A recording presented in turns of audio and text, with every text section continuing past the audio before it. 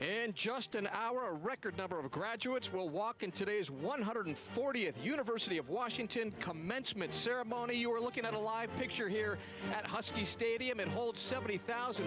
We're expecting about 50,000 people, all family and friends, all excited, all emotional, as they will watch 5,700 graduates, which will be a brand new record across the country. Welcome, everybody. I'm Gaard Swanson, along with Erin Mayovsky. This is the Purple Carpet Show, and everybody is so excited about today. And Gaard, this is such a huge day for everyone. The sun is out. It's pushing 70 degrees here at Husky Stadium. And you know, nearly 4,400 bachelor's degrees are going to be given out, and 250 will get their PhD. And something really cool you want to check out is 165 faculty members will be down there as marshals or be walking on that purple W down there to get this day going.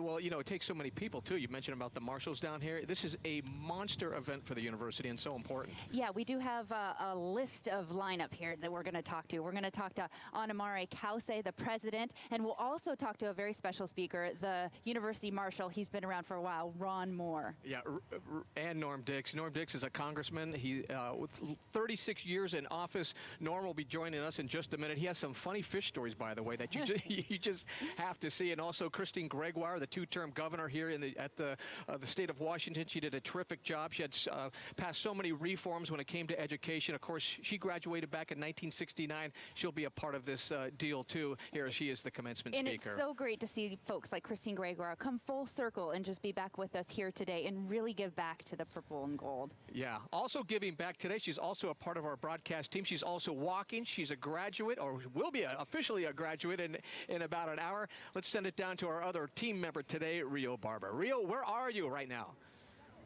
All right. Hey there, Erin and Gaard. Gaard. We are back here at the practice fields where all the students are lining up, and there's a lot of great energy. Are you guys excited? Yeah! It's feeling like football season over here. Yeah, so we're very pumped for today. Well, Rio, we want to know, tell us a little bit about your garb and what you have on. It looks a little different. It's very special to you. Very special indeed. I actually have a lot of family in the Philippines today. And as a secretary for the Filipino American Student Association, we had our graduation last week. And so you can see a couple other of us too representing our Philippines. And I want to give a big shout out to my grandma in the Philippines and all my family watching live at 3:30 in the morning right now. I love you guys and thank you for cheering me on even behind a screen. And Rio, one more thing, you know, you can get your grandma and folks to see because you can hashtag out UW Grad 15 to get all those social media apps going. That is right. So all you grads, if you have any selfies, we need some UW hashtag 15, all right? Show some pride. Let's go, dogs. Yeah, hey, before you go, we all know it's about social media, but what are you graduating with? Because I know you're a communication major and something else, right? Yes, I'm a music minor. So I'm excited to continue singing whenever I can and also hopefully be on TV one day. All right. So what will you be singing today? Because I'm gonna put the pressure on you. We might have to save that one for later. Okay, we'll keep the people interested. Have a little special something for you later on. But hey, can we get a go, dogs?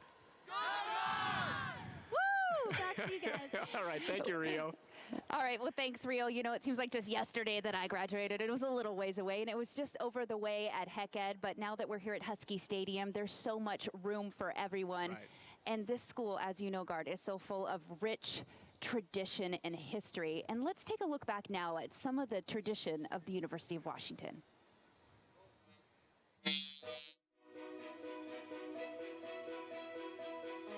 When they're freshmen, they come by and they touch the columns during their first few days here.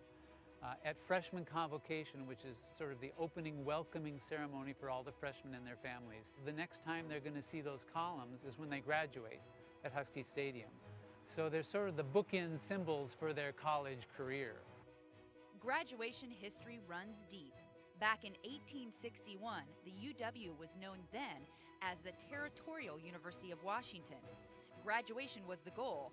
Recruiting students was a bigger challenge. There were no students, really no college-level students. The first president of the university, Asa Mercer, hired a couple of Indians, got in a canoe, and canoed up and down Puget Sound from Bellingham to Olympia, visiting logging camps to get students. It's sort of symbolic of that idea of setting a star-high goal, you know, for the graduates, I think. We had a university here in the most unlikely of circumstances, 6th month into the Civil War, but here it is. The school struggled at first, closing 3 times, but 15 years later, with the courage and strength of founding members, the UW had its first graduate, Clara Antoinette McCarty Wilt, earning a bachelor's degree in science. This year, more than 5,000 students will walk in commencement, earning degrees from 180 majors the UW offers, and taught by some professors who've won prestigious awards like the Pulitzer and the Nobel Peace Prize. Find out about the professors that are here. Find out about their accomplishments. Find out about the research that's going on here that is just literally changing the face of the planet. It's an amazing collection of people that have been brought together in one place that's very rare to find.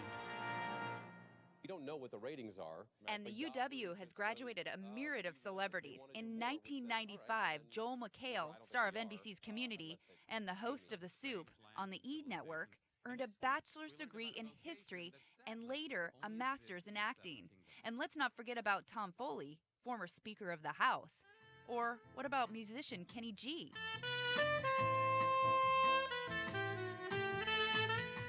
All pillars of the community. And the future even looks brighter. Rebecca Hansen won't graduate for 2 years. She knows it will be an honor. People's faces light up, and I know I feel that same sense of sort of pride when I'm talking about going here. And I think about, you know, finally having my degree in hand and how that will just be, I don't know, it'll be a great sense of personal accomplishment, but, you know, I'll feel even a greater sense of that community of people that love this school so much.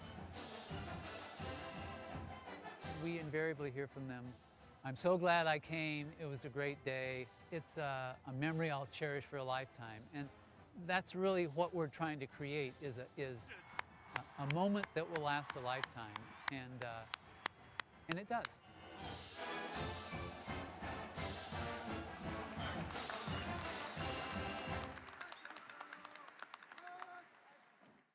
And the recruitment process, they got in canoes, Bellingham, all the way down to Olympia to get students. Oh yeah, rich of tradition and history, and Yeah. I love it. And they, go all the way to Tacoma and Bothell with our Yeah. branches here at the UW. 14,000 graduating today, Gaard. It's going to be an amazing day. The sun is out, and another famous guy is our weatherman Steve Poole from Como 4. He graduated from here, and we talked to him last year, and he's bringing us this great weather today because we're loving what it's all about. Well, it's funny, if we can get a shot of the people down here, because they opened the doors maybe 10 minutes or so, and a lot of them are already ducking for cover, for shade, because it's so warm out. It's going to probably push, 75 or 80 degrees today. And here's some of the shots right here. You can see people are already shading themselves. But, man, what an emotional time for all of these folks, family members, their friends, coming out to support their graduates. And it's just as important, really, not only just for the graduates, but also for all the people who had that support system behind them to get them through the University of Washington. What I really enjoy about this university is they keep extending themselves and making things bigger and better. And when I graduated over at HECED, it was indoors. It probably wasn't streamed live on television like we're doing now. We have the hashtag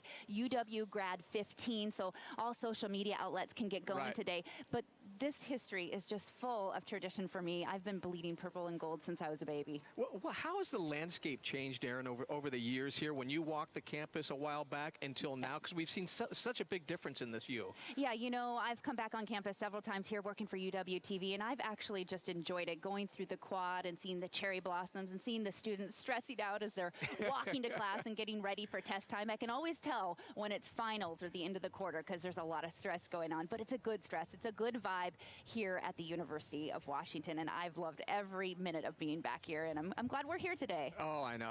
Me too. And we're just getting warmed up, folks. This is the 140th commencement here. It is the Purple Carpet Show. We come to you every year, and it is so exciting for us. Yeah, we have a big guy coming up next. We are going to talk to the Vice Provost, Ed Taylor. He's the Dean of Academic Undergraduate Affairs, and he's got a lot to say. He's the guy who welcomed everyone back in 2011. Yeah, a good guy. Keep it right here on the show where, again, we're just getting warmed up. The 140th commencement.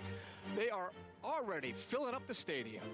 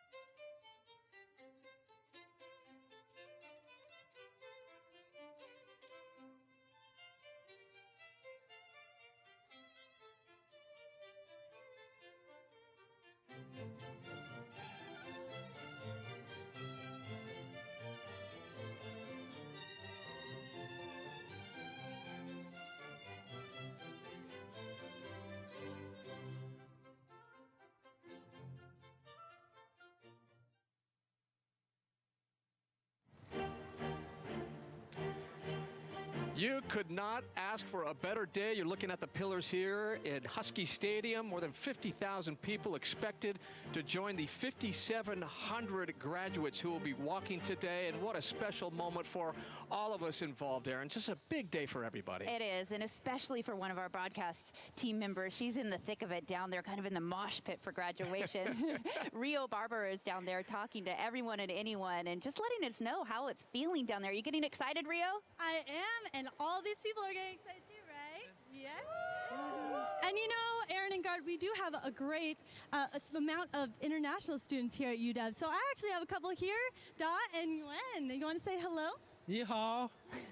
你好. Yes, and what are you majoring in today? I study economics. Biochemistry. Biochemistry. And do you have family out there? Do you want to give a shout out to anyone? 爸爸妈妈，你们好。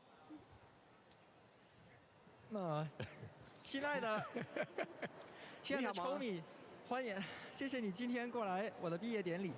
And what does that mean? I'm calling my wife, and she is there watching me, I think. Yeah. That is beautiful. Awesome. And what did you say as well?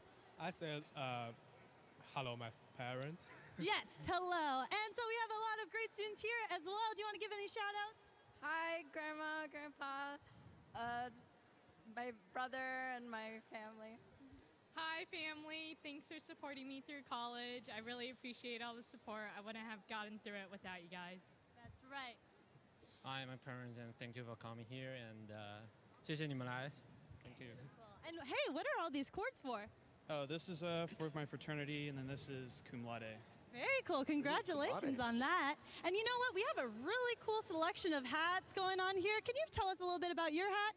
Yeah, so my cap, I got some LED light action, some LED lights, and then we got Owl of Wisdom, Shiny 1-5 for 2015, and shout out to the Who family, for doing everything to support me, and girlfriend Samantha, I love you all.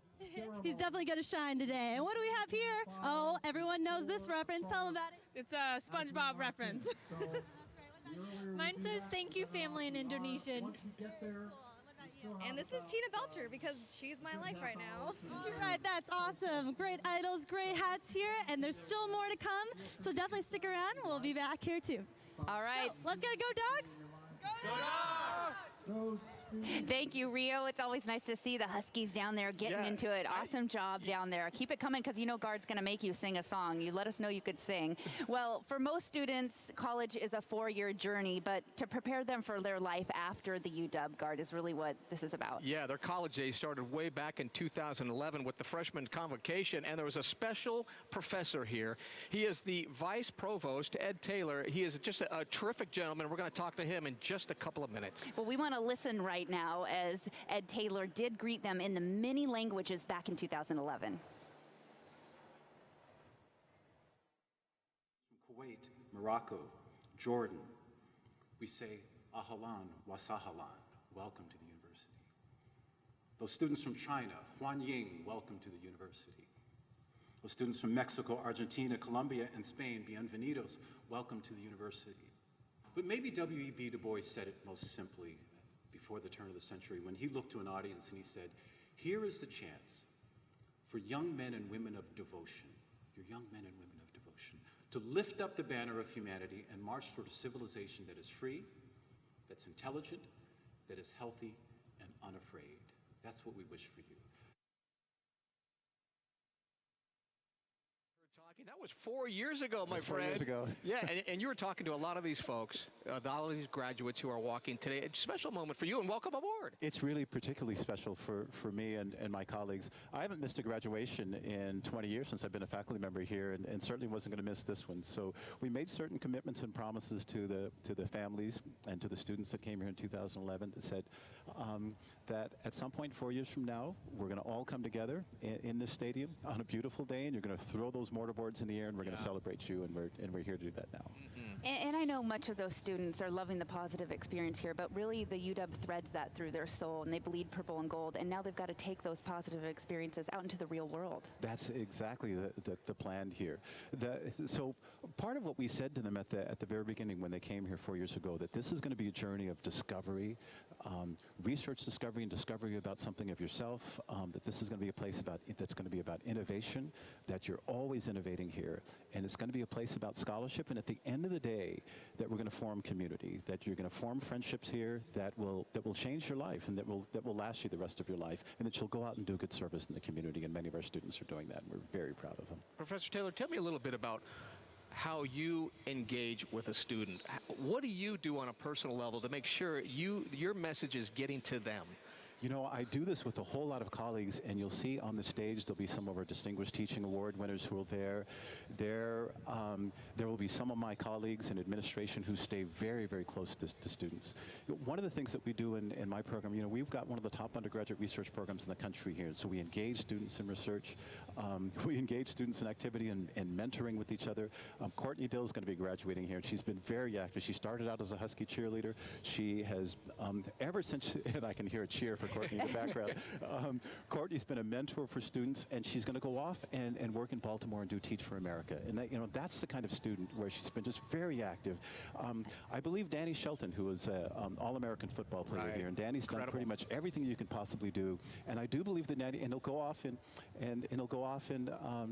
and serve in. Actually, he's going to play for the Cleveland Browns. We've got more Peace Corps volunteers at this university than any place in the country. So we've got students who are going to go all over the world and serve in communities, and that's a real pride point for us. And I know it's a real pride point. I know what you're going to say, but I got to ask it. Grade the UW on a whole. Grade the UW. Oh my gosh.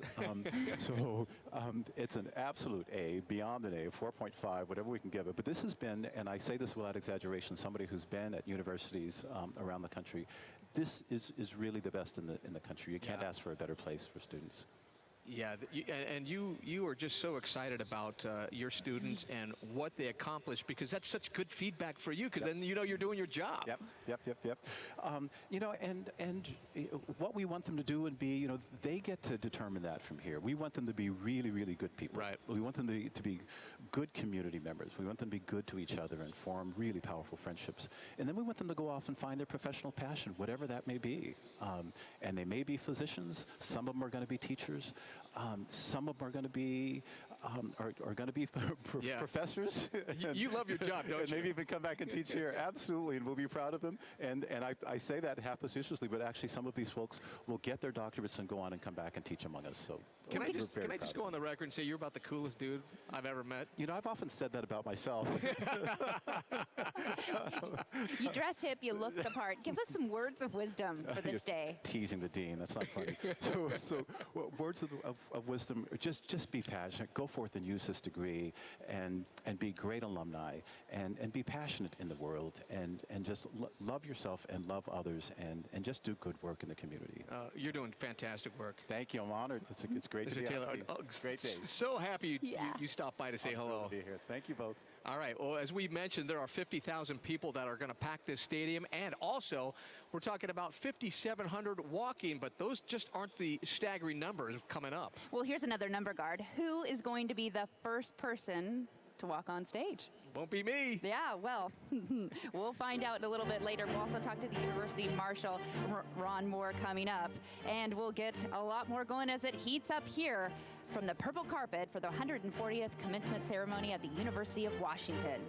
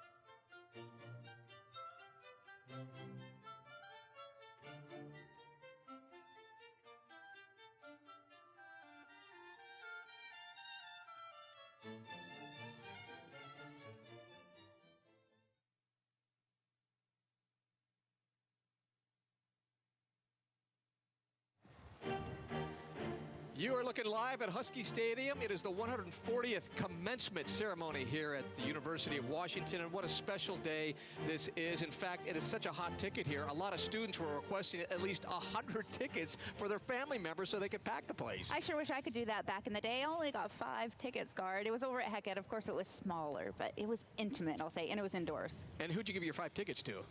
Well, my mom, my dad, my stepdad, my brother, and my nanny. She's 90 now, so we'll say hi to her. She's still loving it. She bleeds purple and gold, too. Today is the day to bleed purple and gold, and everyone can fit in here in this exciting stadium. But before the Huskies were actually Huskies, Gaard, I have some trivia for you. Back in 1919, they were actually called the Sun Dodgers. Wow. Did you guys know that out there, the Sun Dodgers? They didn't like it, so a couple years later in 1921, they changed it to the Vikings, and finally, we got the beloved Huskies in February of 1922. So. Yeah, and that name stuck, and everybody is super happy. Yep. Well, we all know that the University of Washington produces some incredible graduates here, and they have a graduation rate, the UW, of 82%.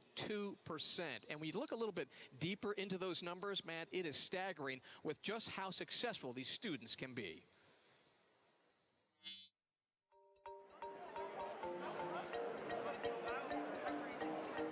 If you listen closely, it's the sound of learning. Education at the highest degree. This is the annual Undergraduate Research Symposium. It's the premier event for students to showcase what they've learned through their research experiences. It's a perfect opportunity to see the broad range of courses offered at the university. I walk through there and I see majors I had no idea existed before. I see topics of research that never crossed my mind before.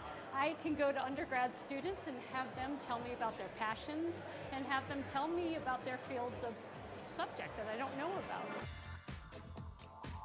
The UW offers over 440 degrees from 280 programs, covering nearly every topic of interest. It's a student's dream to walk the campus among the brightest minds across the globe. I was going through some of the top 25 universities in the world. So for my particular major, and University of Washington was right at the top of those. With Seattle, Tacoma, and Bothell campuses, the University of Washington produces and prepares students for the real world. In a recent admissions office survey, nearly 70% of last year's graduates were working full-time, many finding local positions at Amazon, Boeing, Google, and Microsoft. I would recommend the UW. When students first come here, you think you have an idea of mind of what you want to be, and I guarantee 50% of them will change their minds. I did when I first came here. I wanted to be an aerospace engineer, and that went down the tubes really quick, but I had so many other options to choose from and a very supportive faculty. So I was able to pick myself right back up and keep going. It's a great place. The UW sets you up for life. In a recent GeekWire article, UW computer science grads in Seattle had starting salaries at local tech companies ranging from $80,000 to $100,000, with some landing $50,000 signing bonuses. And you have kids from completely different backgrounds with different ways of approaching ideas, different not only cultural but also educational backgrounds that make their perspective different from anybody else's. And that's also a tremendous contribution to how we address different issues. This is kind of getting... And University of Washington students are hungry for higher education. Nearly 16% are in postgraduate studies. And when it comes to student involvement in school affairs, last year alone, 87% of patent applications filed by the UW included student contributions. I'm from a really small town, so coming here to the big city was a new experience, and there's a lot of diverse culture here. There's students from all around the world in the United States, and they're all here, and you get to meet so many different kinds of people. You hear different languages just walking down the street. But what makes this incredible university so attractive? It's not just the students who learn on a daily basis. The world-renowned academic staff also learns. I feel really proud to teach at a university that puts that focus on research because that helps the students when they leave this campus to know that they have those abilities, those research tools that communities need and want, and that we equip them well to leave this university and take their learning and their knowledge and to apply it outside of the schools.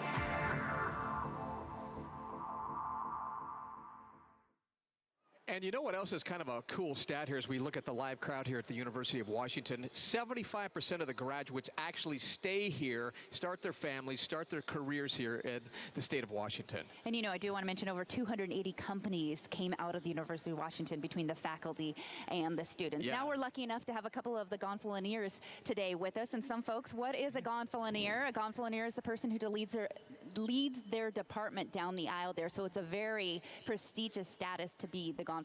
We have Darcy Akers, who is here with us today from the College of Engineering, and Christopher Chan from the College of Built Environments. Thanks for joining us, guys. Thank you for having us. Well, Darcy, we'll start with you. Just tell us how much of a pride and spirit it is to be here, to be leading your department. I'm very honored, and it was really just an amazing opportunity. And how about you, Christopher? What are you holding right here? So this is my graduation cap. Yeah. I'm from the College of Built Environments, the Department of Architecture. It spells UW in the plan. I made this hat. It has lights in it. And how long did it take you? A few nights, a few late nights. We're used to that in the architecture department. And I want to see the top of this thing. Can you actually show it to the camera? What camera are we going to take here? Just show we can see it says UW on it, right? Ah, see, now that looks good. That looks fantastic. Yeah. And Darcy, you are talking a lot about traffic. We're going to get into that, where you're going from the UW, where the UW has prepared you. I've seen you've put this civil engineering on your hat here. Talk to us about that and what you're doing after the UW. Yeah, so I'm going to go work for the city of Bellevue as a signal operations engineer. So are you going to fix the traffic? I mean, it was a beast to get over here. I mean, through Montlake now with all the construction, everything in downtown. Is there a plan? Does somebody have any kind of knowledge to fix everything? We're trying, definitely. There's just a lot of cars, but yeah, there's definitely plans out there, and hopefully it'll get better, but hopefully I can make an impact that way too. But you're going to be working in Bellevue doing this, right? I will, yes. I work on the signals there. Right, and Chick-fil-A, is a problem over there, right, with the traffic? Yes. We know. So we're going to send a special text out to you. Darcy, yes. We're heading over 520. We need some help in Bellevue when we're coming there. Christopher, talk to us a little about your unique background. You're fascinating, dude. You have an interest in furniture designing? I do. I mean, I think my degree especially is so versatile. I mean, I'm able to do a whole bunch of things that really interest me, but my degree has sort of taught me how to think in that kind of design-oriented direction. So I think that's kind of why it's so interesting, and just all these interests that I'm able to pursue. All right, real quick, we're running out of time. What are you hiding underneath? What's on your lap right there? So when I'm not in studio, I'm a huge baker. I've made this almond croissant for you guys to try out. I'm working on my almond croissant recipe, so you got to try this out a little bit. You know what? And it's got... what's this on the top? It's almonds, powdered sugar. You got to be careful. You got a black suit on. Yeah, I was going to say it's perfect with your gown, right? Oh yeah. Here, try some of that. It's delicious. While we're trying this, guys, though, we are going to thank you for being here today. We're excited to watch you down there, and we are going to get down to Rio Barber, a fellow colleague of your guys down there. She is going to be walking in the 140th ceremony here at the University of Washington. Rio, are you with us? What's going on? Hey, Erin, we are having a blast back here. As you can see, we are people that are no strangers to this football field. The football players, hey, all right. So, hey, you know what? We have someone up here. Those of you remember Danny Shelton, the 12th overall pick for the NFL. And where are you headed next year? Go Browns, baby. Cleveland Browns. Yep, your turn. All of us Husky fans. And, hey, do you guys have any highlights from this football season? Yo, the biggest thing was WWE in the locker room doing frog splash off the table. Nobody didn't get to see that. The Rock came back. And you know what? I remember as a student being able to rush the field at that Stanford game too. That's awesome. Do you guys have any shout-outs? I see you have wonderful lace, Polynesian lace. Do you have shout-outs? Just my parents and all my beautiful teammates. Yeah, my parents, I love you guys, all my teammates, and everybody, dog family. Grandma, Mama, I love y'all. I love y'all too, Dad. Love my family. I love everybody out here. Love you, Doug. Love Cleveland fans. Dog pound, baby. Let's go. Mom and Dad, all my teammates, coaches. friends, coaches, family, and God. To the family, go Dogs, baby. That's right. Now, before we go here, there's a ritual, a very special ritual that they do right before they get on the field. So we want to show them how we do it. And I'm joining the huddle this time. Let's go.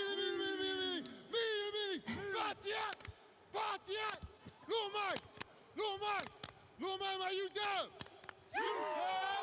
Woo! And that's back to you, Erin. All right, Rio, you're doing a great job down there. Now, I know that you've had some fun with them. Later, we'll maybe hear you singing and dancing down there because you got a little voice on you, and Gaard's going to love that. But we still have so much more coming up on the show. Yeah, well, standing by, a former congressman here in the state of Washington. 36 years he served in office. We're talking about Norm Dix. He's coming up in just a couple of minutes. And we'll also meet some very successful alumni when we return. Plus, we'll talk with one more of today's graduates and hear how excited they are to get their big diploma when the purple carpet returns here from the University of Washington.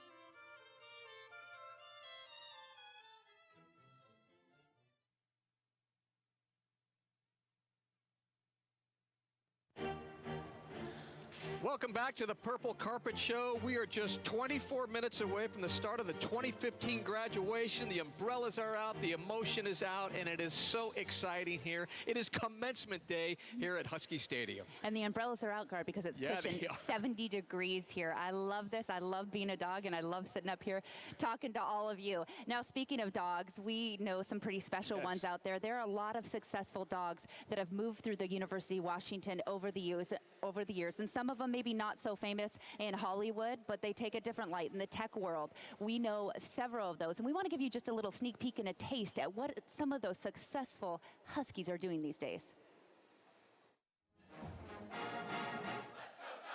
Taking a quick peek at the UW, it's impossible not to mention some successful and famous graduates.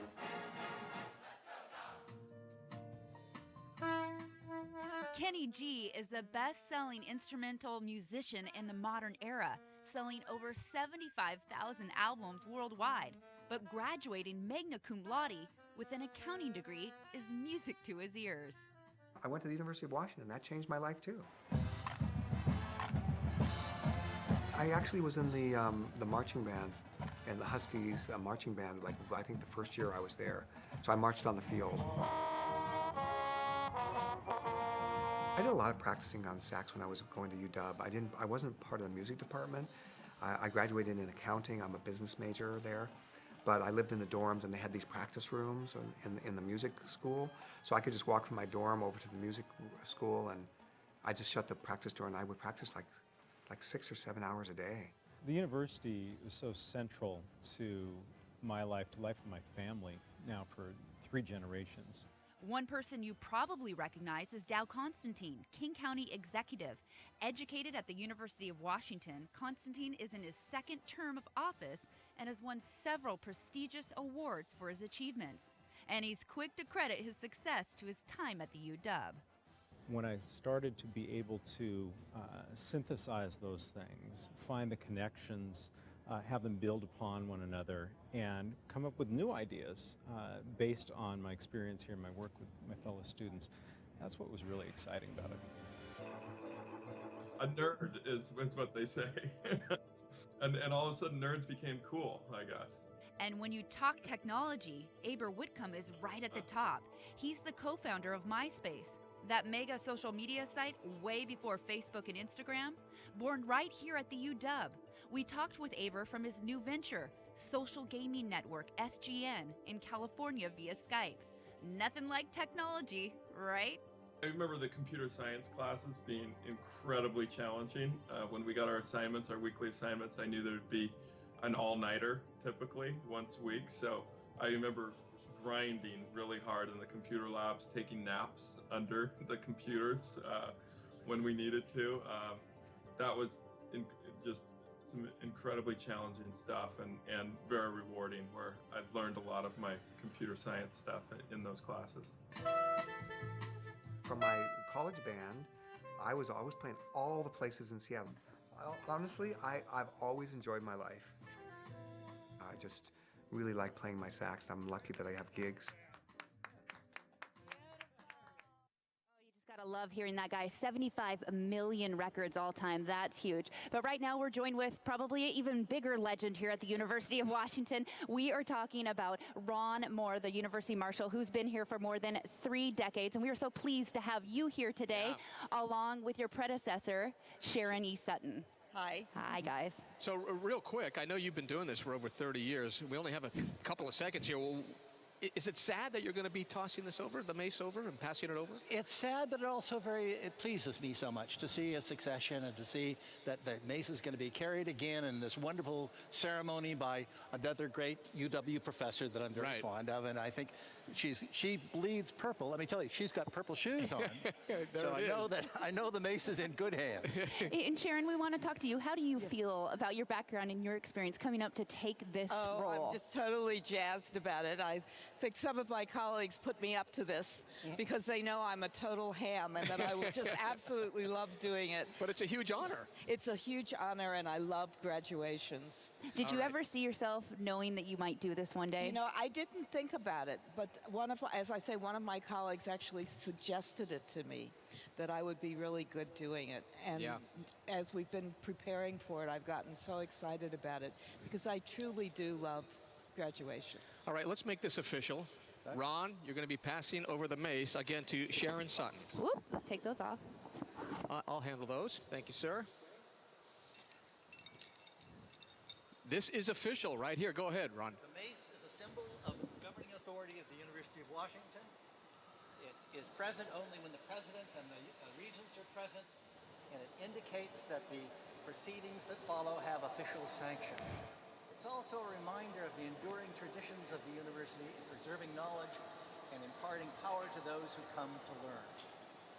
Our mace is 54 years old, been handled only by a few university marshals in that time, 2 of us over the last 4 decades. And I hand it on to you knowing that you will carry it with pride and honor, and I hope for many years. For 3 years, actually. And I'm very honored to have been selected for this position and will indeed carry it with a great deal of pride. Thank you. All right, Ron Moore and Sharon Sutton, you are the head person now, the head marshal, and what an exciting moment. Love having the power. The power, she says. Well, that mace is pretty heavy, and someone who's been working heavy for us today is also one of the students here at the University of Washington that's going to be walking in behind you guys as you guys marshal them in. We were going to toss it down to Rio Barber, who's been down there today and a proud graduate. Rio. Hey, Erin. We are back here, and again, we have some really cool hats that we just found. You want to show them about yours? Hi, I'm Ariel. This is my hat. All the pins are where I've lived all over the world, and the Long Time Traveler is from a song by the Wailing Jennies that I thought was very fitting.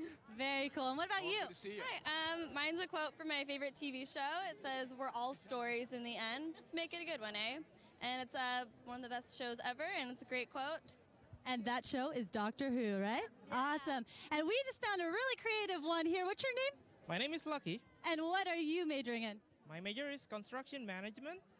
So you're ready to take on the real world here with your hard hat. And last we have a zombie tag one, right? Hi, yeah. Yep. Awesome. So we'll just have a lot more going on. I'm sorry, we got to keep this moving, but there's a lot of great energy. And let's get a go. Back to you, Erin. Thank you, Rio. Excitement is building here, and we have another guest with us today. He served in the United States Congress for more than 35 years. Was elected 17 different times. Norm Dix joins us now from the 6th District. And Norm, you're the man. You're a Husky. You're a congressman. You did it all, didn't you? Well, we had a great run, and the most exciting part was being here at the University of Washington and playing on the football team for Jim Owens. Yeah. We went to the Rose Bowl my sophomore year, and my senior year, my last play in college, I intercepted a pass to beat the Cougars in the first Apple Cup. That makes me feel good. That's a great way to finish. And you know what, Norm? You still got the shoulders on you. You look like a football guy. I think I could play, but I think you could too. Chris Peterson hasn't been talking to me about my 1 year of remaining eligibility. Now, despite being in the athletic department and obviously focusing on academics because it got you to where you were today, but let's talk a little bit about your personal history and what you like to do. I heard you like to fish, and the tradition runs deep in your family. Right. Well, I'm from Bremerton, Washington. I graduated from West High School in 1959, came to the UW. And but my family, we were all fishermen. Yeah. And my grandmother, Hilda Parker, caught 10 Chinook between 60 and 70 pounds. Wow. And in one day, she caught a 66-pounder and a 59-pounder, the daily double record. And she won the men's trophy 3 years in a row. So really? She looks amazing. You can see her up on the monitor right now, and that's what everybody at graduation is looking at. Your grandma, you've got to be proud of her. Well, she was just fantastic. I caught my first fish with her rowing. Yeah. And we had a pop gear and worms, and I caught a little cutthroat on Hood Canal, where I live today. Yeah, I caught some Copper River salmon the other day, and I love the Copper River is incredible. And look at the size of this fish right here. Norm, do you remember that day? 54 pounds. I had a double with Jerry Hermanson, 54 and a 50. Wow. And it took 45 minutes. The fish was headed into the kelp, and I yelled at my friend Denny Miller. I said, "Do something." And he turned the boat, and I was able to turn the fish away from the kelp. And oh, man. The UW certainly has shaped your life, hasn't it? Right. When I came here, I was a poli-sci major. I went to law school and graduated from both, and then went to work for Senator Magnuson, who was a UW grad. Right. And worked on his staff for 8 years, and then ran for Congress in 1976. Right. And and I was on the Rose Bowl team, and we beat Minnesota 17-7. They were number 1 in the nation. So the Helms Foundation, you see the sign over here, right? Years later said Washington should have been number 1 because they didn't take into account the postseason games, and so we beat number 1, so we got to be number 1. How strongly do you feel, Congressman, about how the athletic department and the academic departments here at the University of Washington really shaped who you are today? Because ideally, you strive to be your best, and that really pushed you into that role. Well, when I came here, I was really focused on academics. I was worried that was I smart enough to do this, and I had a lady who was Romaine Nicholson, who was the librarian at Olympic College in Bremerton. She gave me write everything down, take detailed notes. And I did that. In the first quarter, I was on the dean's list. And the coaches called me down and said, are you cheating? I mean, nobody's ever been on the dean's list their first quarter here. That deserves a high five. That's amazing. Well, I know the athletic department, from being in it myself, puts a lot of effort on academics, and we had study tables and you name it. You've got to be proud to hear some of the names that are coming out here today. Like Rio Barber, our reporter down here, was talking to Danny Shelton, and a lot of the football players that are making huge strides in the NFL. Well, we had some phenomenal players last year, and great defense, and that was what we were known for in those days, was defense. And I led the team on tackles in 61-62, and I was also the scholar athlete for the conference. And so if I had to give some advice to the young people today, is to make sure you get your degree and get your education, take it seriously, and you know, because that's going to carry you through the rest of your life. And also learn how to write. And that was not my strength, but you know, for winning people, elections is your strength. For people on you know, working on my staff, I always wanted to know, could they write, because that's such an important skill in every aspect of life. Real quick before we go, you remember your graduation day. What was it like? Absolutely, it was phenomenal. We had some incredible parties, and it was 1963. My jersey was 63 too. There you go. And my email 63huskies.com. Nice. Gmail.com. You know you're going to get flooded with email right now. We had a lot of parties, and I was a Sigma Nu, and we had a great group, and it was just a phenomenal remembrance of what a great day that was. All right, Norm Dix, Congressman for so long. You've done great things for this state, and thank you so much for dropping by. Glad to be on your show. Thank you for being here. You know, Norm, we have one more special guest coming our way, and we're going to talk to that person right when we come back from the purple carpet. That is the president, Anamari Kause, and we will get to her as this 140th commencement ceremony rolls on. Yeah, we're just a few minutes away. Keep it here.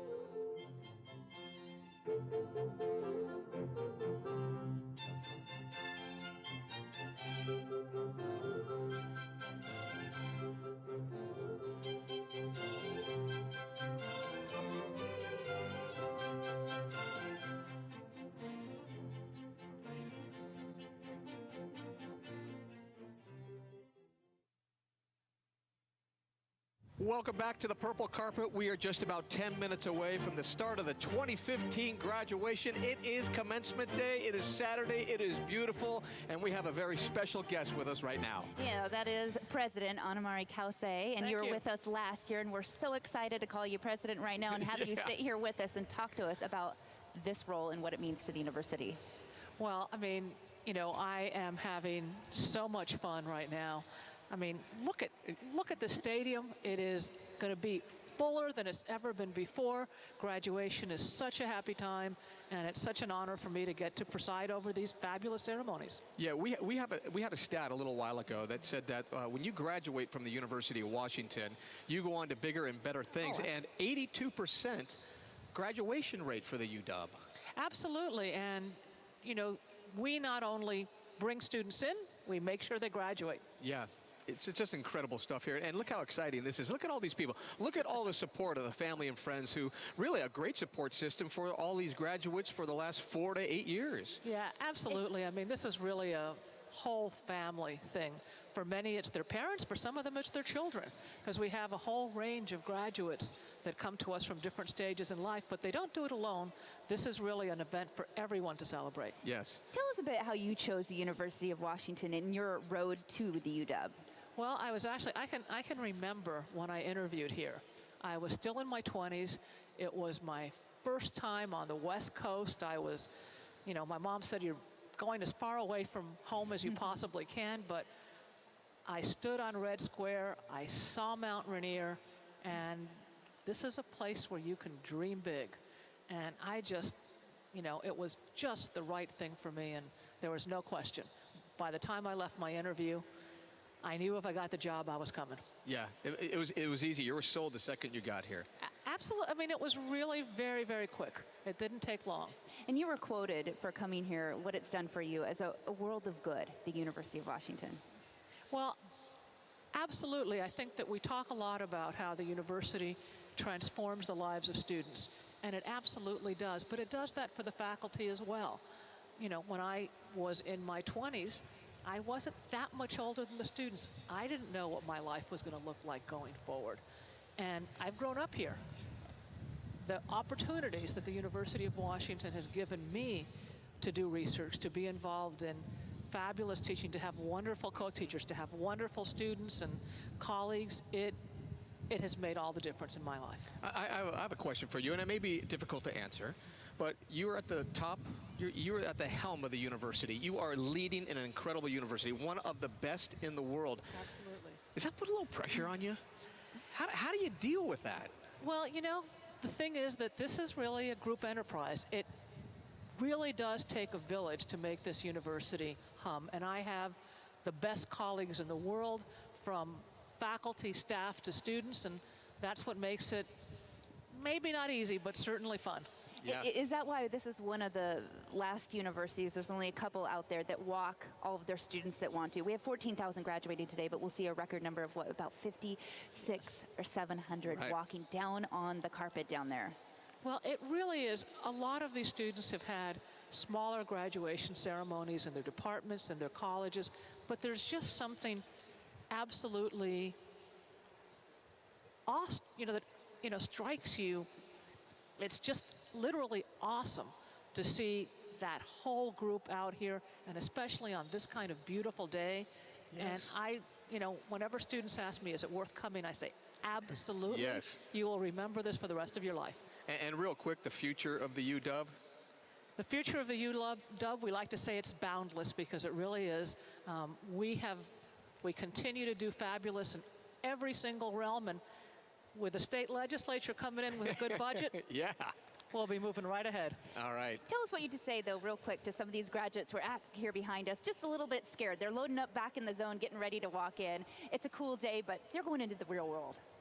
They are, and they're going into the real world really well prepared.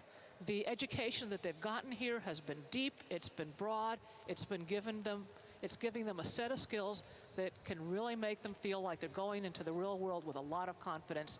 And you've just seen one of our graduates come back to get the Alumnus Dignatus Award. This is what the University of Washington prepares you for. We have a reporter down on the field. Her name's Rio Barber. Would you just say, take it away, Rio? Take it away, Rio. All right. Hey there, guys. We're over in the master section where I found a fellow Seafair princess, Natalie Hart. Natalie, tell us about all the colorful garb you have on today. Oh, most definitely. I have some honors cords here from the College Success Foundation, here representing my sorority of Zeta Phi Beta Sorority Incorporated, and a lot of the different cultural ones I'm wearing as well. Awesome. And do you have a shout out for any family? Oh, yes. Hi, Mom. Hi, Dad. I have my sisters, my sorority sisters, my fraternity brothers, and all the people in my program. This has been a wonderful year, and I'm so glad we're here. Absolutely. And at this time, I want to give a big shout out to my family out there in the stands. To my mom, I love you so much, and all my family that came in. Yes, let's get a go dogs. Go dogs, guys. Ready? Go dogs! And you know what? I did promise you one thing before I left today, and that was a song. So here you are for all the graduates today. I believe I can fly. I believe I can fly. I believe I can touch the sky. I think about it every night and day. Spread my wings and fly away. I believe I can. Hey. See me running through that open door. I believe I can fly. All right, that's all for today. Thank you all so much. Back to you, Erin. Rio, that was amazing, and congratulations to you. I know that Gaard and I couldn't sing that well, No. so you look stunning down there. A beautiful day for you and all your fellow graduates at the University of Washington in 2015. Hard to say, we are here at the end of the graduation, and they're getting ready to walk, Gaard. They are getting ready to walk. As we mentioned at the very top of the show, 5,700 plus 5,700 will walk in such an emotional day for so many people. Of course, the parents, all the friends, and family members, sisters and brothers here, little ones, big ones, people who've patted you on the back, who've kept you up late at night so you could get through the test the following morning. It is such a big afternoon here for just so many people, Erin. And let's not forget that people are watching this online at hashtag UW Grad 2015. You're watching it on UW TV on Channel 27. So not only are there 50,000 people here at the Husky Stadium cheering these family and friends on, there's everyone all over the world and all over the country. Yeah, your commencement speaker will be Christine Gregoire, the former governor. That's starting right now. Thanks for joining us.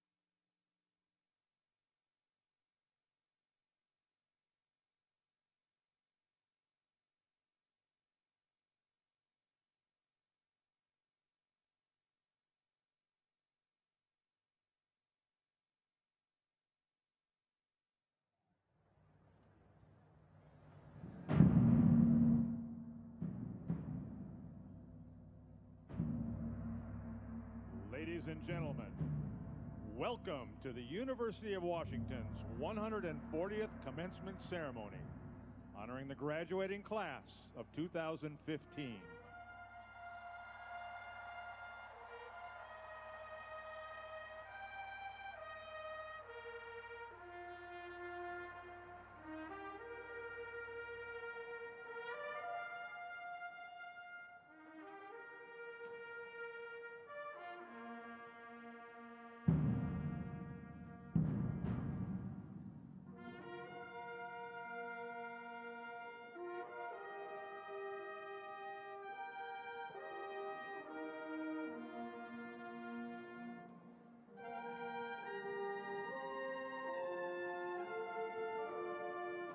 Welcome the university faculty led by the commencement marshals and the winners of the 2015 Awards of Excellence.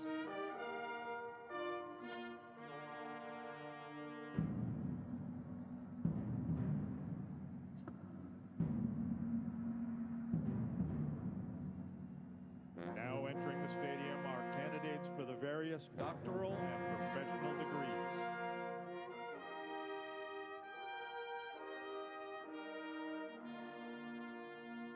Carrying the gonfalons for the graduate school are Lin Ya Shu on the north and Carlos A. Kemal Sanchez on the south. Miss Shu is receiving a Doctor of Philosophy in Rehabilitation Science. Mr. Kemal Sanchez is receiving a Doctor of Nursing Practice.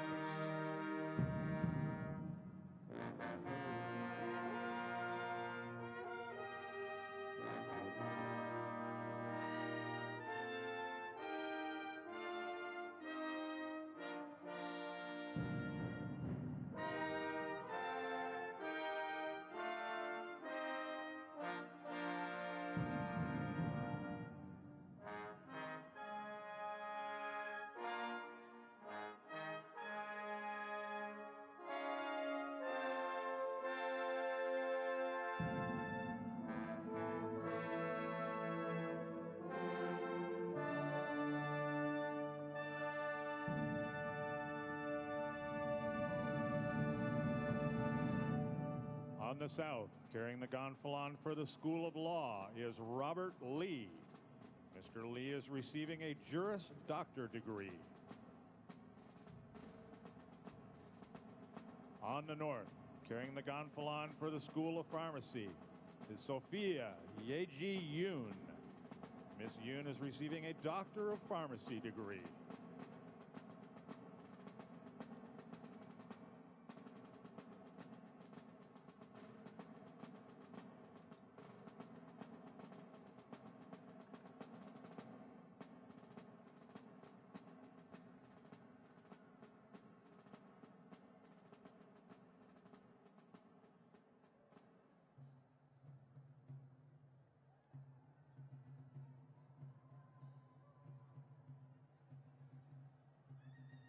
Carrying the gonfalons for the graduate school are Tawana Kenya Hodge on the north and Sigaline Abigail Ortega on the south.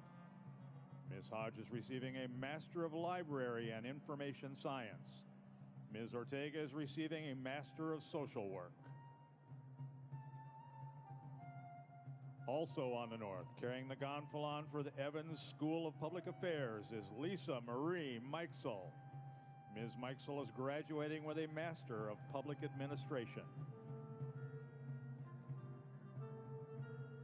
Also on the south, carrying the gonfalon for the School of Dentistry are gonfaloniers Emily Chu and Era Rochelle Greer. Ms. Chu is receiving a Doctor of Philosophy in Oral Health Sciences. Ms. Greer is receiving a Doctor of Philosophy in Oral Biology.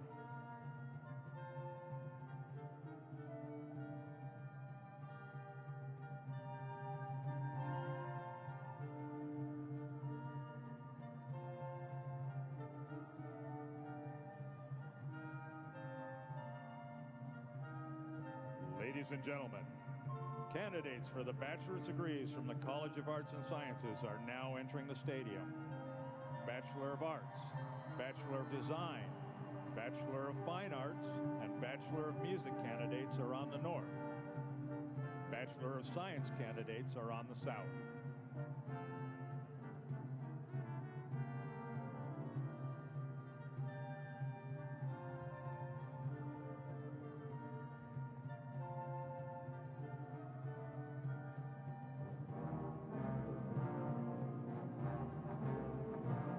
On the north, carrying the gonfalon for the College of Arts and Sciences is Stephanie Elaine King, who is graduating with a Bachelor of Arts in Classics and English.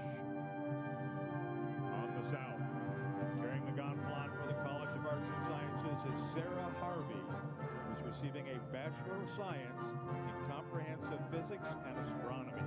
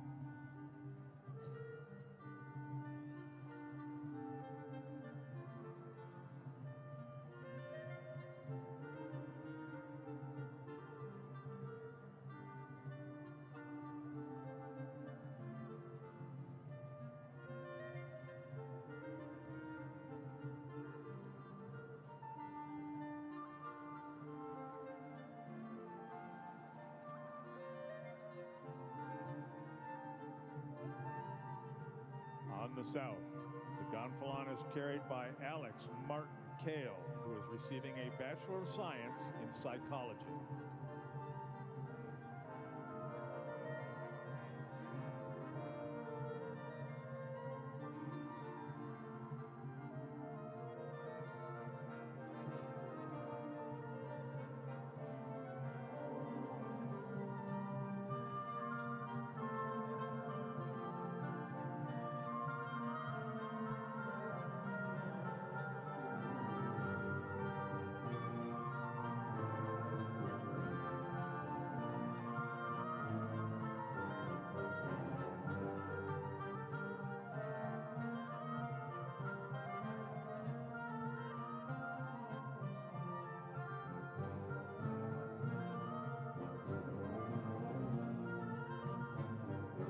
Ladies and gentlemen, candidates from the College of Arts and Sciences continue to enter on the north and south.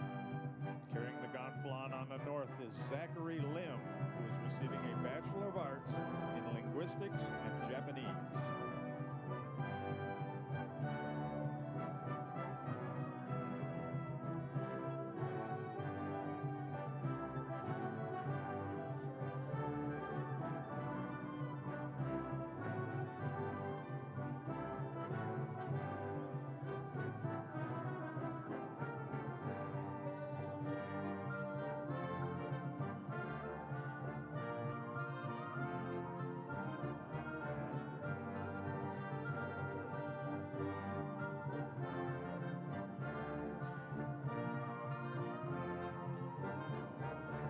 Ladies and gentlemen, on the south side of the stadium, please welcome bachelor's candidates from the College of Education, led by gonfalonier John Paul Hopkins.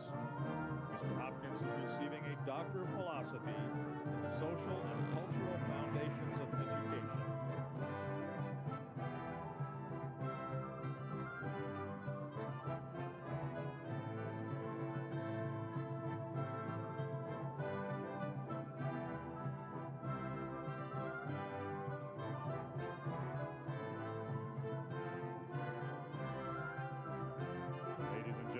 Entering on the south side of the stadium, please welcome the bachelor's candidates from the College of Engineering, led by gonfaloniers Darcy Sheila Akers and William Wang.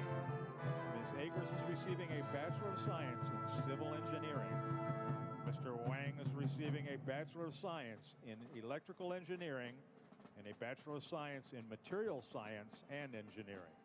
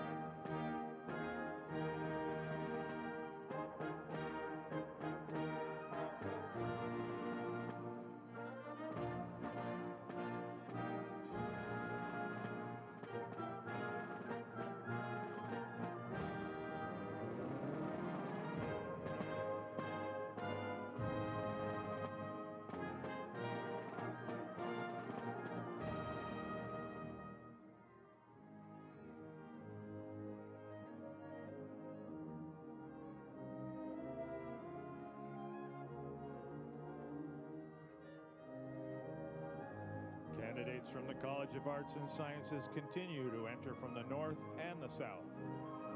Now entering on the south are bachelor's candidates from the College of the Environment. Carrying the gonfalon is Julia Marks, who is receiving a Bachelor of Science in Oceanography.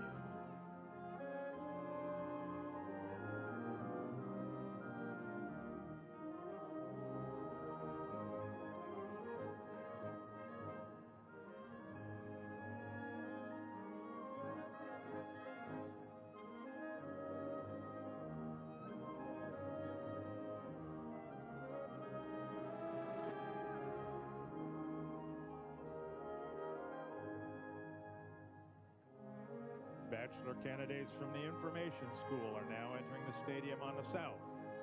The Information School gonfalon is carried by Stephen Joseph Ramirez, who is graduating with a Bachelor of Science in Informatics.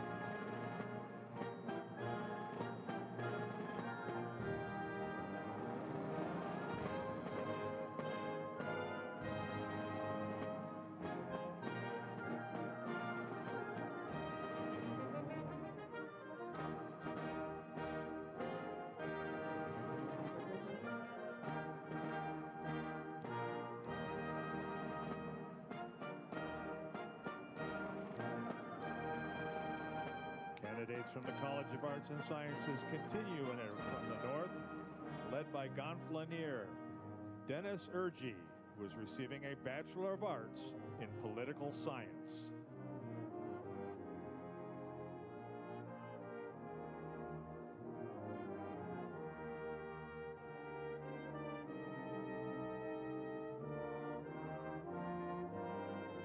Bachelor candidates from the Michael G. Foster School of Business are now entering the stadium on the south, led by gonfaloniers Norma Domingo and Stanislaw Kabachewski. Ms. Domingo and Mr. Kabachewski are both graduating with a bachelor degrees in business administration.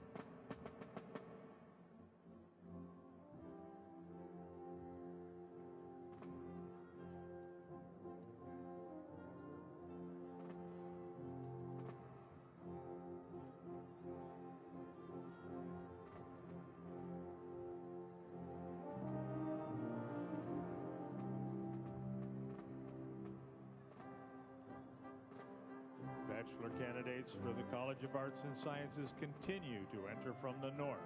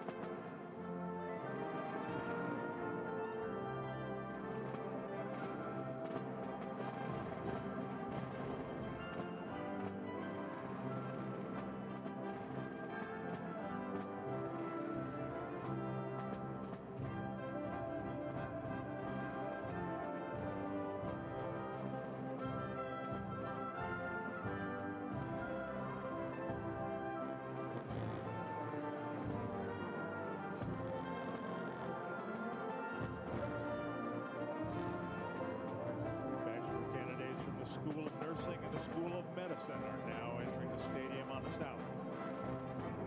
The School of Nursing is led by Gonfalonier Stephen Charles Simpkins, who is receiving a Doctor of Philosophy in Nursing Science.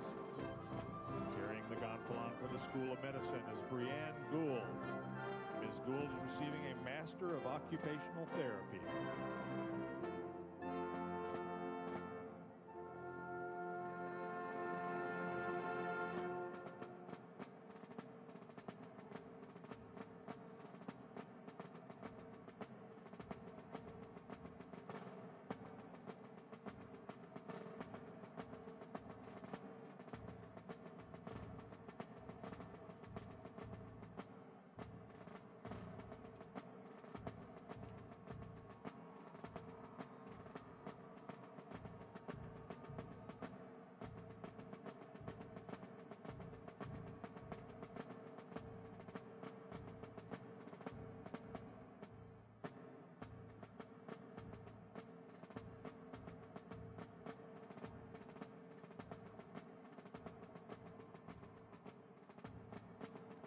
Please welcome now the bachelor candidates from the College of Built Environments.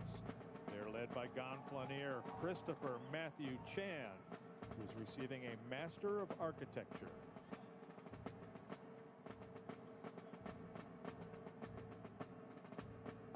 Candidates receiving Bachelor of Arts and Bachelor of Science degrees from the College of Arts and Sciences are now entering from the north, led by gonfalonier Elise Butterfield, who's receiving a Bachelor of Arts in Dance Creative Studies.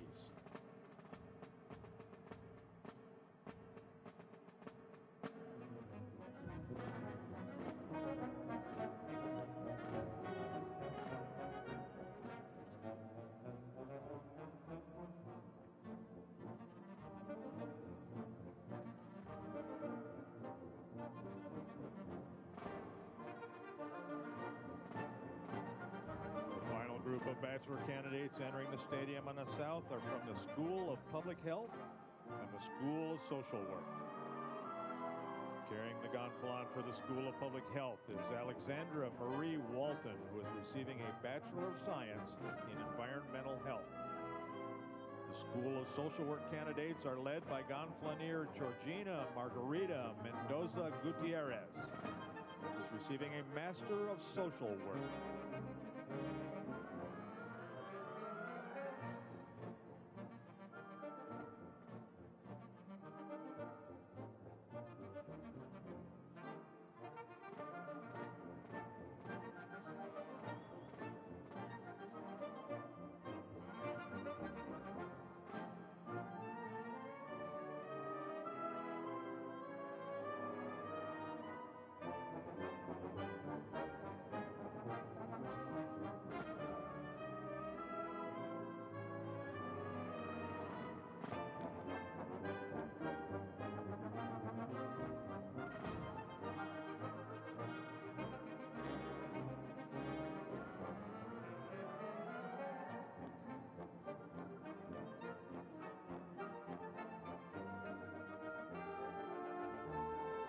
Candidates receiving Bachelor of Arts and Bachelor of Science degrees from the College of Arts and Sciences continue to enter from the north.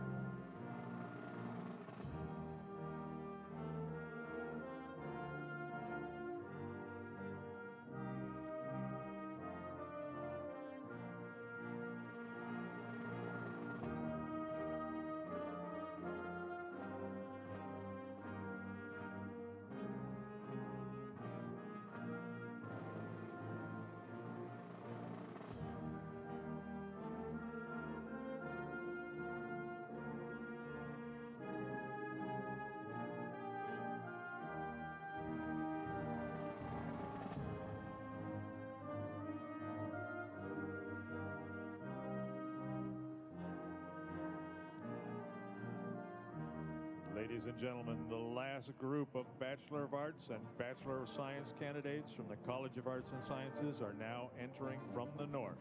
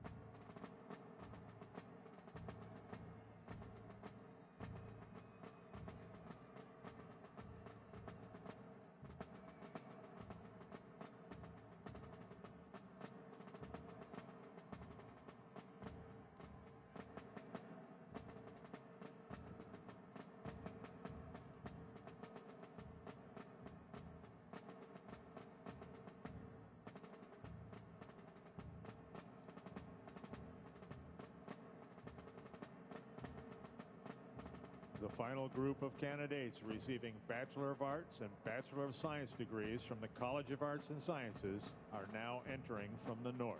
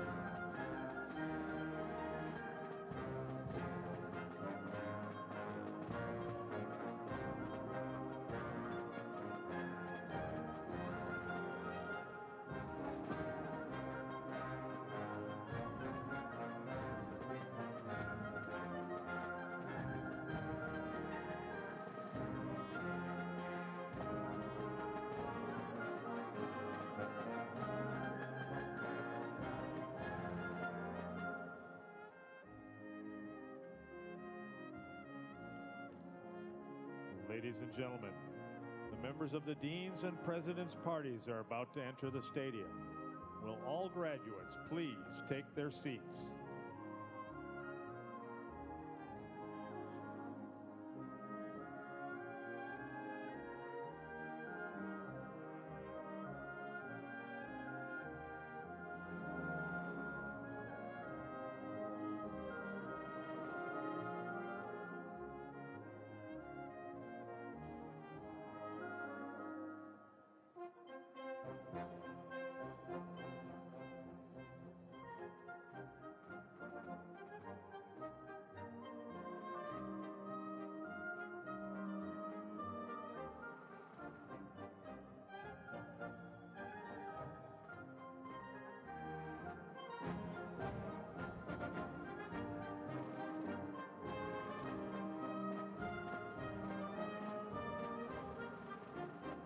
Once again, ladies and gentlemen, the members of the Deans and President's parties are about to enter the stadium. Will all graduates please take their seats?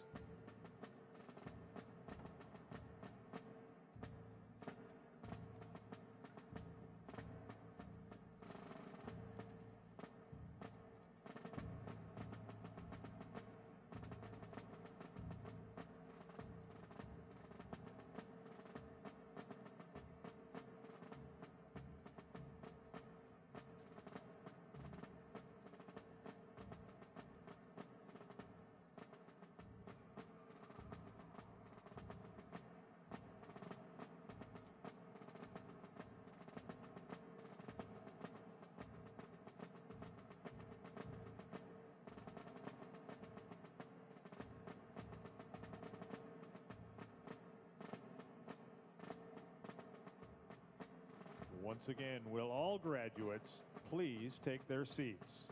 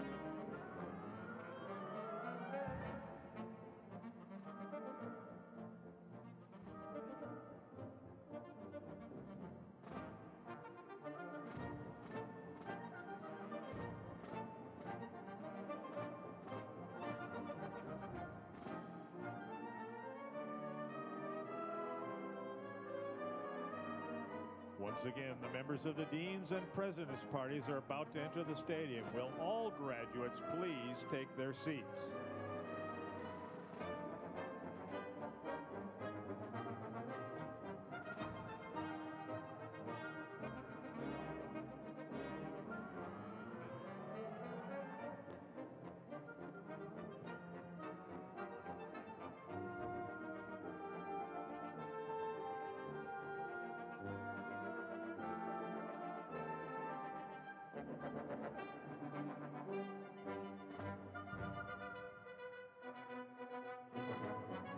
Will the faculty marshals please help the graduates take their seats?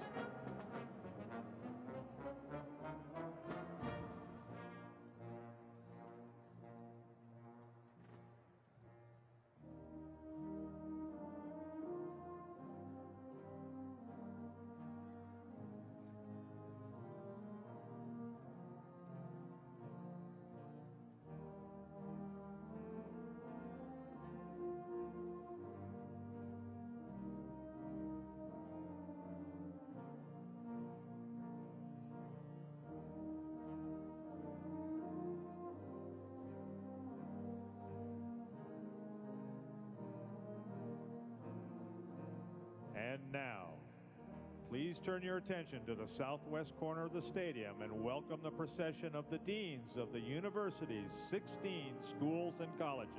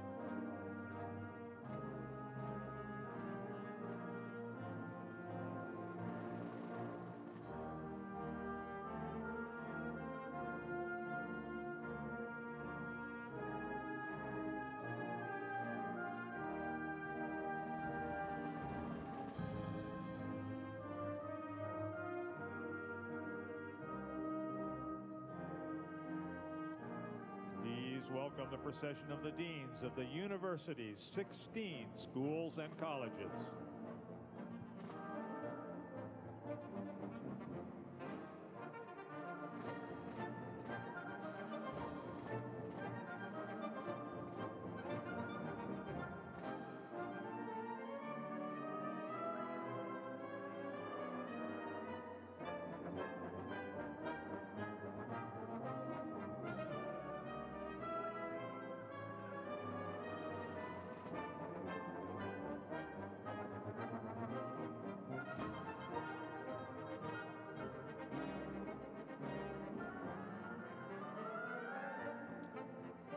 academic procession concludes with the entrance to the stadium of the University of Washington Regents, President and Vice Presidents, led by Professor of Architecture and Urban Design and Planning and University Marshal, Sharon E. Sutton. Will all graduates please remain standing at your seats?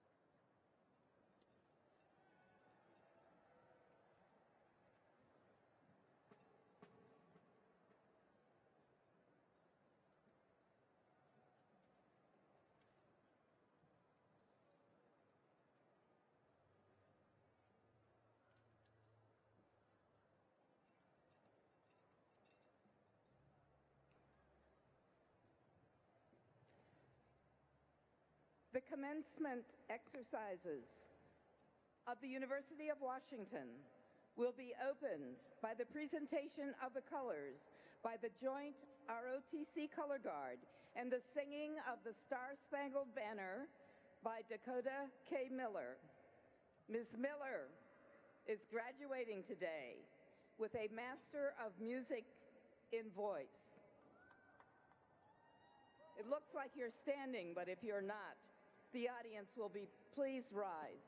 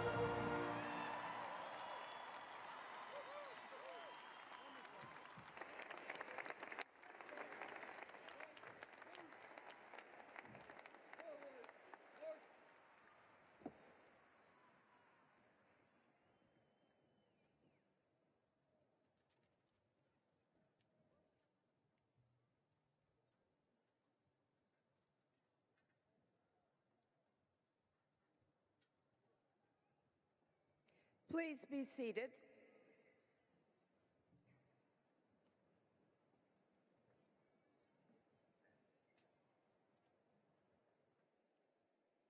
It is now my pleasure to present to you the interim president of the University of Washington, Anna Marie Kause, who will preside over today's exercises.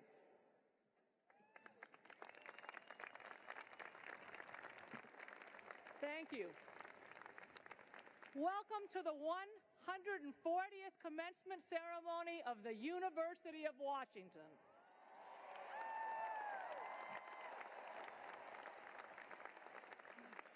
Commencement ceremonies are an expression of academic traditions going back hundreds of years, and they symbolize some of the most fundamental values of our civilization, most particularly the pursuit of truth, the preservation of freedom, and the cultivation of a climate of civility. These ceremonies are also festive, celebrating, as the name suggests, not an end, but a commencement of new activities and challenges in the lives of the graduates. I'm honored, therefore, to be the first to formally congratulate the degree and award recipients and to welcome all of you to this ceremony.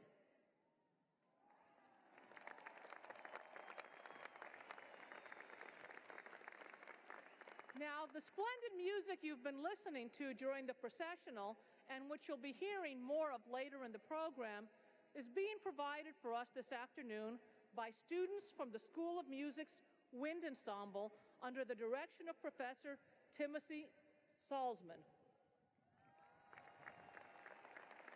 As you can tell, they're gifted musicians, and we greatly appreciate their participation here today. The ultimate responsibility for the university lies with members of the Board of Regents, 10 citizens of the state who are appointed by the governor and confirmed by the state senate. These dedicated men and women devote many hours each year to the welfare of the university. 8 of our regents are here with us this afternoon, and I'd like to introduce them at this time. Please hold your applause until they're all introduced. Each regent will rise as she or he is introduced. William S. Eyre, the chair of the board. Patrick M. Shanahan, board vice chair. Marnie Brown, the student member of the board. Jeremy Jake. Constance W. Rice. Rogelio Riojas. Herb Simon, and Orrin Smith. Please recognize our Board of Regents.